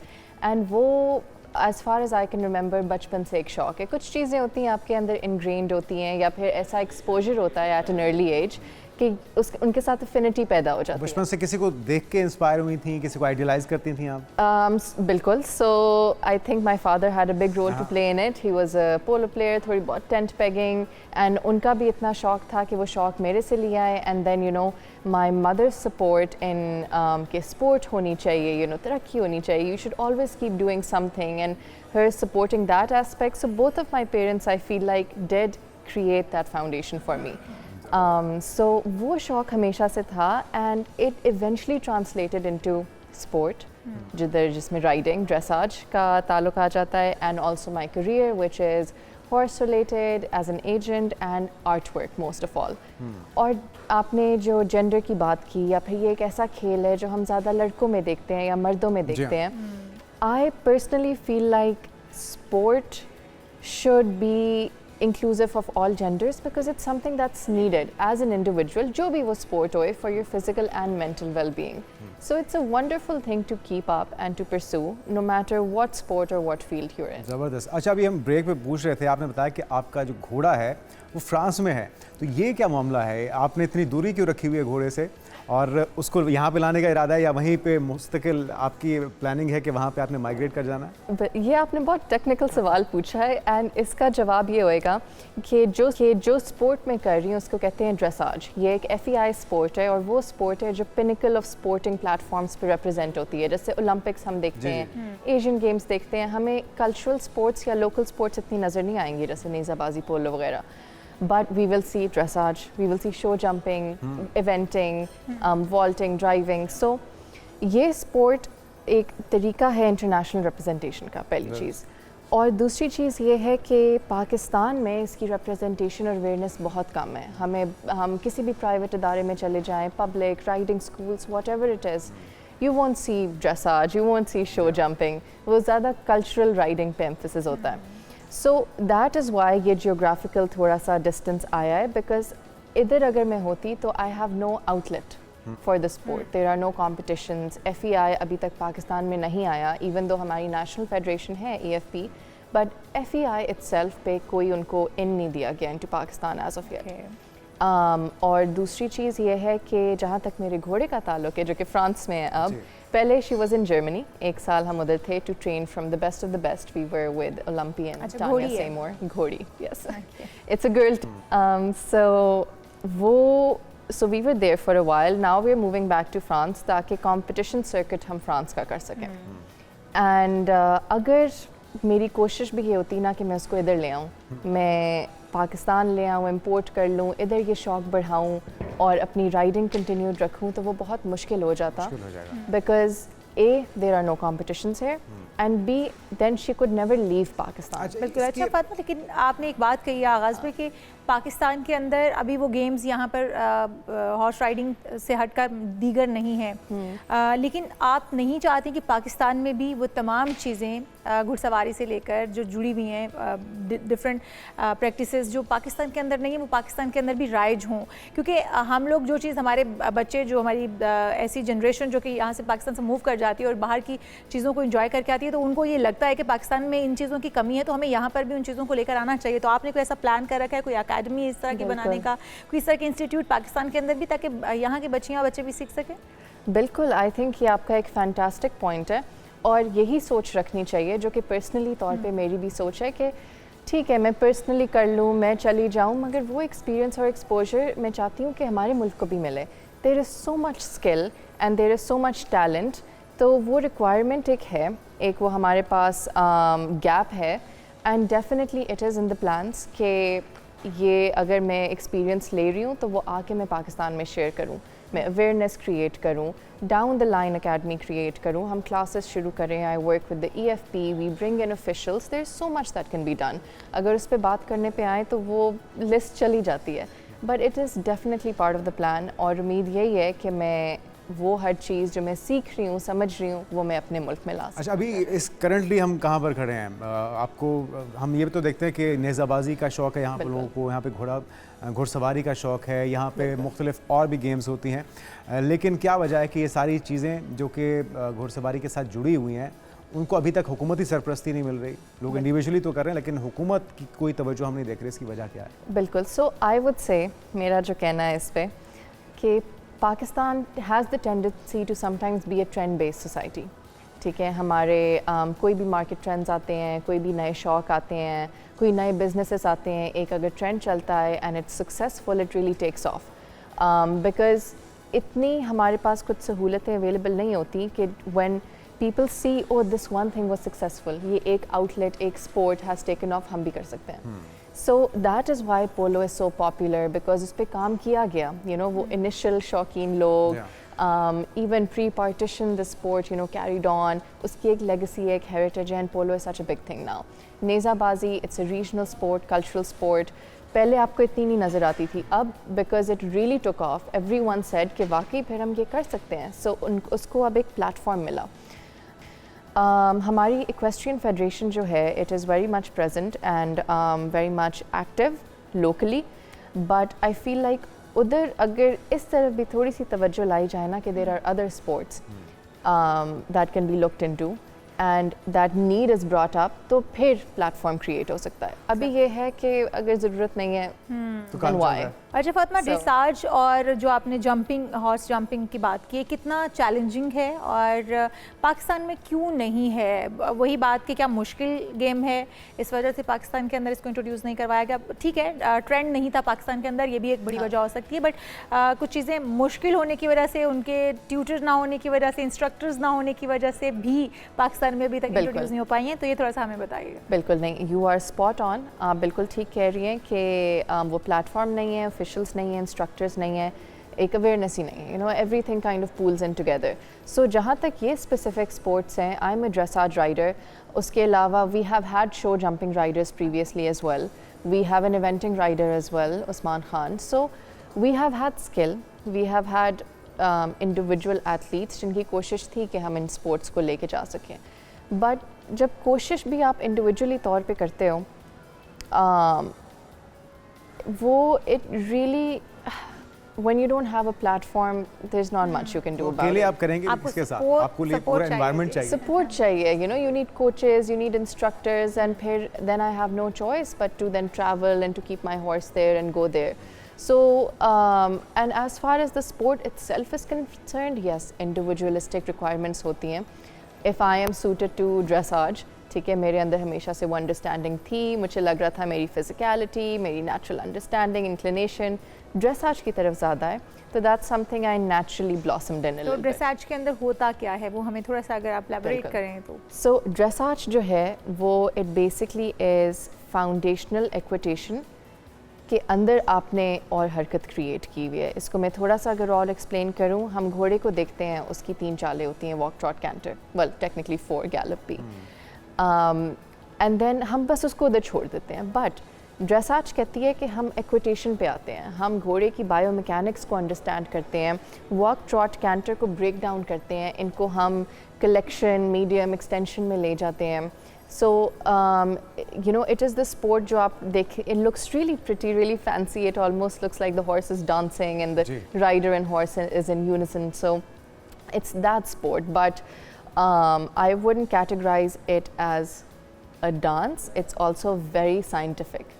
क्योंकि आपको वो अंडरस्टैंडिंग के और केमिस्ट्री भी मैच करनी पड़ती होगी अपने हॉर्स के साथ। तो ऐसा हो सकता है कि आप किसी भी घोड़े के ऊपर जाके उसकी घुड़सवारी करें और परफॉर्म कर पाएँ ड्रेसाज को, या उसके लिए आपको स्पेसिफिक अपने ही हॉर्स के साथ वो केमिस्ट्री मैच करनी पड़ती है? The right horse is very important. I say कि the horse is 50% of the combination. It is as much of an athlete as the rider, बल्कि sometimes even more. अगर हॉर्स की कैपेसिटी नहीं है, क्योंकि आप ड्रेसाज की ग्रेडिंग शीट देखेंगे ना, उस पर लिखा हुआ होगा वॉक की क्वालिटी क्या थी, घोड़े की ट्रॉट की चाल कैसी थी, canter, so it's actually the horse that is being graded.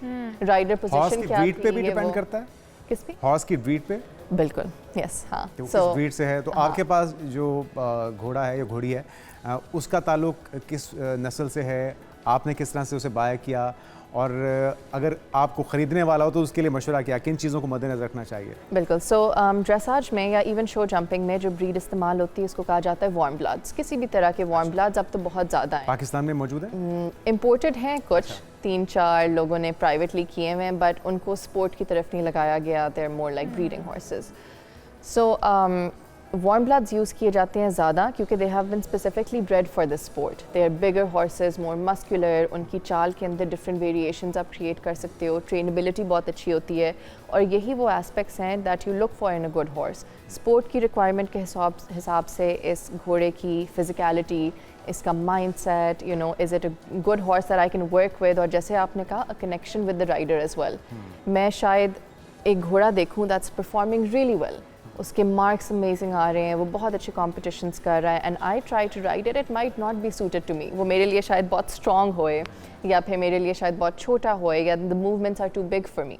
So a good horse matters, but the good horse to be matched up to your capacity also matters. अच्छा फातिमा, आपने अपनी घोड़ी को अपने मुताबिक किस तरह से ट्रेन किया? क्या आपने ट्रेनिंग उसको खुद दी है, और स्टार्ट से ही आप उसी के साथ कर रहे हैं जब से अपने मुकाबले शुरू किए हैं, उनमें पार्टिसिपेट करना शुरू किया है, या फिर आप डिफरेंट हॉर्सेस के साथ भी मैदान में उतरी हैं, या फिर ये वही जिससे आप कह रही हैं कि कंफर्टेबल आपका होना, उसकी केमिस्ट्री आपके साथ मैच करना बहुत ही इंपॉर्टेंट है, तो आप शुरू से इसी के साथ हैं या फिर डिफरेंट हैं? और आपने इसका कोई नाम भी रखा हुआ है क्या? बिल्कुल, सो दिस ये जो मेरी घोड़ी है, आपने भी कहा कि इसकी ब्रीड वार्म ब्लड ही है, and she's a Belgian warm blood, also a Dutch warm blood, cross-registered. She's a huge horse, she's black in color, she's beautiful, and she is my absolute, वो कहते हैं ना कि बस this is my baby, this miss is करती हैं it. जैसे जब पाकिस्तान में? I do miss her a lot. और जब मैंने ये ली थी तब मैंने इसको लिया on the basis of her quality. इसकी ट्रेनिंग अभी उस लेवल पे तब नहीं थी। इसकी एज क्या थी? उस वक्त इसकी एज थी 6 साल, अब हो गई है 7 साल। और तब उसका अगर ट्रेनिंग लेवल मीडियम पे था, अब वो आ गई है PSG पे, which is just a step underneath Inter 1, Inter 2 and then Grand Prix. So अब ये है कि इसके साथ मैंने अभी तक compete नहीं किया क्योंकि हमारी she is a new purchase, पिछले साल मैंने परचेज़ की है, और मेरी कोशिश थी कि हम एज अ टीम पहले अपने आप को इस्टेब्लिश कर सकें, इकट्ठे ट्रेन कर सकें। I had so much to learn, she had so much to learn, so to establish together as a team. And अब जैसे कि मैंने पहले भी कहा, हम वापस फ्रांस जा रहे हैं ताकि उसके सर्किट में हम दोबारा शामिल हो सकें, because previously my competitions were in France, Germany में नहीं थे। और तब I would lease a horse from a sporting facility there was a chestnut horse name Petrus, वो उधर का लोकल था, बल्कि यूरोपियन चैम्पियन भी रह चुका है एट 1 पॉइंट। सो उसके साथ कंपटीशन किया, लिली के साथ, जो कि मेरे घोड़े का नाम है, उसके lily, that's her short name. इनके यूजली पासपोर्ट नेम्स आते हैं बहुत कॉम्प्लिकेटेड लंबे से, विच सो इसका passport name is SNJ secretly fair, और इसको हम प्यार से लिली बुलाते हैं। Okay. So that is the story, and hopefully we can do well now in France within the next coming months. इंशाल्लाह। Wish you good luck Fatima, और बहुत अच्छा लगा आपसे मिलकर। और जिस तरह से आप बता रही हैं कि स्पोर्ट्स जो है वो किसी जेंडर के साथ फिक्स नहीं कर सकते हैं, ये सबके लिए लड़कियां हों या लड़के हों। और अब ट्रेंड चेंज भी हो रहा है, पाकिस्तान के अंदर भी चेंज हो रहा है, ओवरऑल दुनिया में तो पहले भी चेंज था, बट अब पाकिस्तान के अंदर भी बहुत सारी चीज़ें बदल रही हैं। अब बच्चियाँ जो है बहुत सारे स्पोर्ट्स में हिस्सा लेती हैं, अब बहुत सारी चीज़ों में वो अवार्ड होल्डर्स हैं जो कि हमारे प्रोग्राम में डिफरेंट मौक़ों पर आती रहती हैं। तो हमें अच्छा लगता है कि हमारी बच्चियाँ भी जो है बराबर का पार्टिसिपेट करी। अब ये सिर्फ मैदान मर्दों के लिए नहीं है बल्कि खवातीन के लिए भी उतना ही खुला है। तो बहुत शुक्रिया आपके लिए, थैंक यू सो मच। आपके प्लान्स के लिए तरह आपको कामयाब करे। और नाज़रीन, ये इस तरह की बच्चियाँ जो कि मशवरे राय हमारी उन बिगनर्स के लिए जो कि कुछ करना चाहती हैं लेकिन वो सोच रही हैं कि उन्हें वे आउट कहाँ से दिया जाए। तो ये रोशन मिसाल है इस तरह की बच्चियाँ, इस तरह की पाकिस्तानी जो ख़वातीन हैं, फ़ातिमा हुसैन जैसी, अगर कुछ करना चाहें तो अपॉर्चुनिटीज़ बहुत हैं और उसके लिए रास्ते भी बहुत से निकल सकते हैं। बिल्कुल जी। और अब हम यहाँ पर एक ब्रेक शामिल कर लेते हैं। ब्रेक से जब वापस आएंगे दीगर हम इश्यूज़ भी होंगे और स्पोर्ट्स भी डिस्कस करेंगे आपके साथ। Stay with us.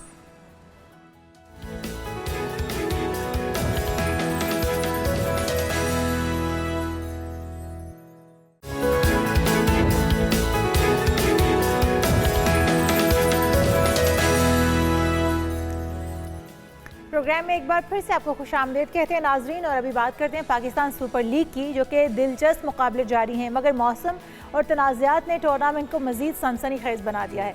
गुज़श्ता रोज़ पेशावर ज़ल्मी और इस्लामाबाद यूनाइटेड के दरमियान मैच हुआ जो बारिश की मनसूख हो गया। मतलब मैच होना था लेकिन बारिश ने रंग में भंग डाल दिया और दोनों टीमों को एक एक पॉइंट दे दिया गया। तो अच्छी बात है ना, दोनों को एक एक पॉइंट मिल गया है और अब अगली बार बेहतर तैयारी के साथ आएंगे। लेकिन और भी बहुत सी खबरें हैं शायद जिस पर हम बात भी कर रहे हैं। जो मैचेस में बॉल टेम्परिंग हो रही है, जो बिला इजाज़त मेहमानों को लाया जा रहा है, जो रिवायात हैं डिसिप्लिनरी उसके मुताबिक ट्वीट्स की जा रही है, उसके ख़िलाफ़ ट्वीट्स की जा रही हैं, उसके ऊपर फिर 2-2 करोड़ के जुर्माने हो रहे हैं। तो ये सब कुछ चल के आ रहा है इस बार PSL में। इसी पर बात कर लेते हैं। हमाद सिद्दीकी साहब हमारे साथ मौजूद हैं, स्पोर्ट्स जर्नलिस्ट। आपको वेलकम भाई। हमाद भाई, ये इतना कुछ हो रहा है, एक तो ये कि सबसे पहले कल होने वाला मैच जो कि बारिश की नज़र हो गया, ये ठीक हो गया या नुकसान हो गया? कराची किंग्स लीड कर रहा है, उसके पीछे क्या क्या अवामिल कार फरमा है, और फिर जो बाकी कंट्रोवर्सीज़ हैं उस पर बाद में आते हैं। थैंक यू, बहुत बहुत शुक्रिया। देखें, क्रिकेट के बारे में कहा जाता है कि क्रिकेट हो और बारिश ना हो, ये हो नहीं सकता। लेकिन जब पाकिस्तान क्रिकेट की तो अब ये कहा जा रहा है कि पाकिस्तान क्रिकेट हो, मिसमैनेजमेंट, इनडिसिप्लिन हो, ये हो नहीं सकता। कल के मैच की अगर बात करें, कोई भी आउटडोर इवेंट होता है तो आप उसके पहले प्लानिंग आपकी होती है कि वेदर फोरकास्ट को आप चेक किया जाता है और उसके हिसाब से आपने सारी की होती है। सारी दुनिया में, इवन श्रीलंका में पूरा ग्राउंड कवर कर देते हैं, उनके पास कवर्स इतने बड़े हैं। हमने अभी चैंपियंस ट्रॉफी होस्ट किया, उससे पहले बड़े इंतजाम किए, Gaddafi stadium Lahore, national stadium Karachi revamp किया गया, अरबों रुपए खर्च किए गए। क्या ग्राउंड जहाँ पे मैच हो रहा है वहां पे पूरे कवर्स कितने का खर्चा हो जाता है यार? मतलब वो नहीं अरेंज किया जा सकता कि अगर T20 दिन का मैच भी नहीं है, 3 घंटे का मैच है, आपको कहीं ना कहीं विंडो मिल जाती है बारिश रुकने के बाद, तो अगर रुके तो कम से कम ग्राउंड तो रेडी हो। मतलब हम पता नहीं किस दुनिया में रह रहे हैं अभी तक। तो अफसोस हुआ इसका ये, ऑल्दो के दोनों टीमों को, पेशावर ज़ल्मी को और इस्लामाबाद यूनाइटेड को एक एक पॉइंट मिल गया। ज़ल्मी का फायदा ये हुआ कि वो पॉइंट टेबल पे दूसरे नंबर पे आ गई, लेकिन इस्लामाबाद यूनाइटेड जो कि 7वें नंबर से 7वें से अब 6ठे पे आ गई। लेकिन अभी भी उनका नेट रन रेट जो कि एंड ऑफ द डे बहुत ज्यादा वाइटल होगा, अभी भी वो नेगेटिव में ही नजर आता है।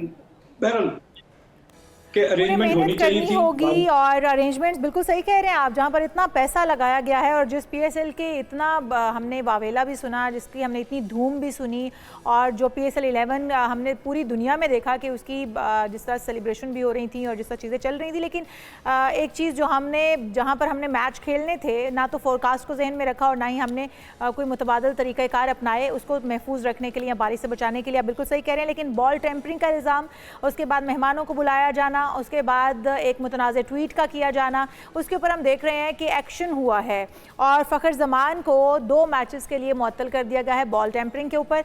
आप समझते हैं कि इससे जो लाहौर कलंदर्स के ऊपर कोई फ़र्क पड़ेगा? कितना नुकसान उठाना पड़ेगा लाहौर कलंदर्स को? देखिए, लाहौर कलंदर से ज़्यादा इस वक्त पाकिस्तान क्रिकेट की बात होनी चाहिए कि ये है तो पाकिस्तान प्रॉपर्टी। हाई टाइम, मैं कहूँगा कि ये पाकिस्तान क्रिकेट बोर्ड के लिए बहुत एक हाई टाइम है कि अब एक्ट करें बहुत ही स्ट्रांगली कि इस मैनेज को वंस एंड फॉर ऑल, इसको बिल्कुल आपको ख़त्म कर देना चाहिए। एक लाइन ड्रॉ होनी चाहिए, एक मैसेज जाना चाहिए आने वाले जितने भी क्रिकेटर्स हों कि अगर आप इनडिसिप्लिन होंगे, अगर आप कोड ऑफ कंडक्ट जो इसका ब्रीच करेंगे तो आपको हैवी फाइन प्राइस पे करनी पड़ेगी। हम थोड़ा पीछे चले जाते हैं, अगर कर दिया जाता जब वसीम अकरम को जस्टिस कय्यूम की रिपोर्ट में कहा गया था कि इनको दोबारा पाकिस्तान टीम की कैप्टनसी ना दी जाए। उस वक्त अगर आपने स्केपगोट सलीम मलिक को बनाया जो कि एंड ऑफ करियर में, तो आपने कहा कि चलो इसका तो करियर खत्म हो रहा है, इस पर लाइफ बैन कर दो। अगर वहां पे वसीम अकरम बेशक पाकिस्तान का बड़ा नाम था, उसको अगर सजा दे देते तो आने वाले हर प्लेयर को पता चलता कि गेम से बड़ा कोई नहीं है। अभी ये होता है कि आप कहते हैं यार ये बड़ा नुकसान हो जाएगा, हमें इसको दोबारा पाकिस्तान में खिलाना चाहिए, लेकिन वो तो पाकिस्तान को नुकसान दे रहा है। अगर आप बात कर लें ट्वीट की, देखिए आमिर जमाल का केस 2 साल पहले का आपके सामने है कि उन्होंने ऑस्ट्रेलिया में अपनी कैप के ऊपर 804 लिखा, सबको पता है किस लिए लिखा। अब उसकी सजा होने के बाद नसीम शाह का ये ट्वीट आना, मतलब अपने पाँव पे खुद ही कुल्हाड़ी मारने में लकी हैं आप कि आप इतने लेवल पे आके रिप्रेजेंट कर रहे हैं। बहुत मुश्किल होता है क्लब लेवल से पाथ से आपका आके इस स्टैंडर्ड पे आके खेलना, लेकिन अपने पाँव पे खुद ही कुल्हाड़ी मार देना और फिर 2 करोड़ का जो अब उन पे जुर्माना हुआ है, बिल्कुल सही हुआ है। कहा जा रहा था कि 2 साल का बैन उन पे लग जाए, लेकिन शायद नरमी बरती गई, 2 करोड़ तो ये हो क्यों रहा है ऐसा हमाद भाई, क्यों हो रहा है? बहुत ज़्यादा ढील दे दी गई है, बहुत ज़्यादा हमने इनको सरों पे बिठा लिया है। परफॉर्मेंस देखें तो एक के बाद एक शर्मिंदगी है, और डिसिप्लिन की बात कर रहे हैं तो कोई भी किसी के काबू में नहीं है, अपनी मनमानियाँ की जा रही हैं। तो आपको लगता है कि ये जुर्माने ही इनको डिसिप्लिन में ला पाएंगे, या फिर हमें किसी और टीम को तैयार करना होगा जो कायदे में भी हो और परफॉर्म भी कर पाए? देखिए जो इनडिसिप्लिन हो ना, उसको आप बाहर का रास्ता एक दफा दिखा देंगे तो बाकी सबको समझ आ जाएगा। ये हम ऐसे नरम हाथ रखेंगे कि वो आपको नजर आता है, चलो कोई बात नहीं, होगी गलती, दोबारा आ जाएंगे, ठीक है। देखिए इनडिसिप्लिन होना, आप स्पोर्ट्समैन तो है ही है, लेकिन आपकी थ्रू आउट लाइफ में अगर आप इनडिसिप्लिन होंगे, आप कभी भी सक्सेसफुल नहीं हो सकते। नसीम शाह की ट्वीट की अगर बात की, मेरा वो हैंडल कोई और कर रहा था, तो आपने किस गैर जिम्मेदार आदमी को ये जिम्मेदारी दी थी कि वो आपके लिए एक गड़ा खोद दे और आप उसमें सफर करें उसके बाद से? तो ये भी मैं कहूँगा एक सजेशन आ रही थी कि पाकिस्तान क्रिकेट बोर्ड को तमाम प्लेयर्स का सोशल मीडिया जो है ना वो खुद हैंडल करना चाहिए, ताकि जिम्मेदारी पाकिस्तान क्रिकेट बोर्ड ले, कोई गैर जिम्मेदार नहीं। अच्छा, वो सामने हम लोग देख रहे हैं हमाद भाई के तीनों पर एक्शन एक ही तरह से हम एक्सपेक्ट करते हैं कि तीनों को एक ही तरह कटहरे में लाया जाए। शाहीन अफरीदी उनको उस तरह से कटहरे में नहीं लाया गया, या फिर फ़खर जमान को उस तरह से नहीं लाया गया। अगर वो नहीं भी खेलेंगे तो उनकी ज़ात पर तो कोई फ़र्क नहीं पड़ेगा, सिवाय इसके कि लाहौर कलंदर थोड़ा सफ़र करेगी। लेकिन आप समझते हैं कि तीनों के साथ एक ही रवैया या एक ही कानून के तहत कार्रवाई होनी चाहिए थी? बॉल टेम्परिंग का मामला हो, मुतनाज़ ट्वीट का मामला हो, या मेहमानों को वहाँ पर बुलाना, सिक्योरिटी के साथ बदतमीजी करना, समझते हैं कि तीनों के साथ एक जैसा ही रवैया रखा गया है? नहीं, एक नहीं रखा जा सकता था। देखें जो क्लॉजेज है ना कोड ऑफ कंडक्ट की, वो डिफरेंट है, उसके हिसाब से इनको आईसीसी के मैच रेफरी रोशन मानामा ने इनको पनिश किया है। एक हो नहीं सकती, जाहिर है एक ने ट्वीट किया, एक ने बॉल टेम्परिंग की, एक ने सिक्योरिटी प्रोटोकॉल्स को तोड़ा। फिर हसन अली की बात की जाए तो वो जेस्चर जो था प्लेयर को आउट करने के बाद दिखाने का, मतलब ये डिफरेंट चीज़ें हैं। उसके आईसीसी के जो कोड ऑफ कंडक्ट है बड़े हैं, उसके हिसाब से इनको सजाएं दी गई हैं। असल मसला ये कि सजा तो हो गई है, लेकिन पाकिस्तान का तो नाम बदनाम हो रहा है ना। अभी आगाज ही हुआ है इस सुपर लीग का, 11वें एडिशन का। हम कहते हैं बड़ा अच्छा एडिशन होगा, 2 नई टीमें आ गई हैं, फॉरेन प्लेयर्स बड़े अच्छे इस दफ़ा आ गए हैं, तो अच्छा होगा, पाकिस्तान क्रिकेट को फ़ायदा होगा। लेकिन स्टार्ट होते साथ ही इतनी मैं कहूँगा कि बदनामी, शर्मिंदगी सारी दुनिया में। अगर पड़ोसी मुल्क की देख ली जाए, वहाँ पे परफॉर्मेंसेस की बात हो रही है, और हमारी लीग देखी जाए तो हमारे यहाँ तो कंट्रोवर्सीज हो रही हैं। तो हम क्यों नहीं परफॉर्मेंस के ऊपर आते हैं? अच्छा, अपने प्लेयर्स को ये समझाना चाहिए। परफॉर्मेंस ही की बात पे आ जाए थोड़ा सा, ये मामला तो साथ साथ चल ही रहे हैं, और हम उम्मीद करते हैं कि हमारे खिलाड़ी इन सज़ाओं से कुछ सीख पाएंगे, कुछ बेहतरी आ पाएगी। कराची लीड कर रही है, उनकी परफॉर्मेंस बहुत अच्छी है, या मुखालिफिन जो हैं वो सही तैयारी के साथ नहीं आए, और किंग्समैन कब खाता खोलते दिखाई दे रहे हैं। आज उनका मैच है मुल्तान के खिलाफ। नहीं, कराची बिल्कुल फोकस नजर आ रहा है। डेविड वार्नर जैसा कैप्टन उनके पास है। ऑस्ट्रेलियंस आपको पता है बड़े टफ क्रिकेट खेलते हैं, और जब वो कैप्टन होता है ना, वो आपको बता चुका होता है कि भाई ये चीज आपने फॉलो करनी है, अगर नहीं करेंगे तो बाहर का रास्ता है। स्ट्रिक्ट कैप्टन और क्वालिटी कैप्टन होना बहुत जरूरी है। कैप्टन टर्नर जो है वो भी कैप्टनसी कर रहे हैं।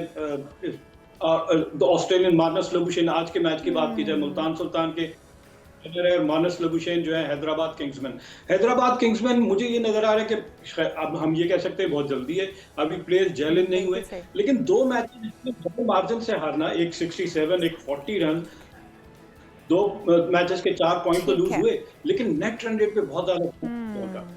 अच्छा हमाद भाई, पाकिस्तान के खाने वैसे भी बड़े पसंद किए जाते हैं, लेकिन डेविड कॉनवे भी बड़ी तारीफ़ करते हैं। वो कहते हैं एक तो खाने पाकिस्तान के बहुत पसंद हैं, लोग बड़े मिलनसार हैं, तो आप समझते हैं कि पाकिस्तान का एक इमेज तो PSL 11 के बाद प्लेयर्स के, इंटरनेशनल प्लेयर्स के आने के बाद वो तो एक साख तो अच्छी बन रही है, पाकिस्तान का एक पॉजिटिव इमेज तो जा रहा है, गो कि हमें खेल उस तरह की देखने को नहीं मिल रही, और शायद आज का मैच भी जो बारिश की नज़र हो जाए, क्योंकि आज भी बारिश मुतवक्के है, और आज ही नहीं बल्कि अगले 2-3 दिन तक बारिश जो है वो एक्सपेक्टेड है।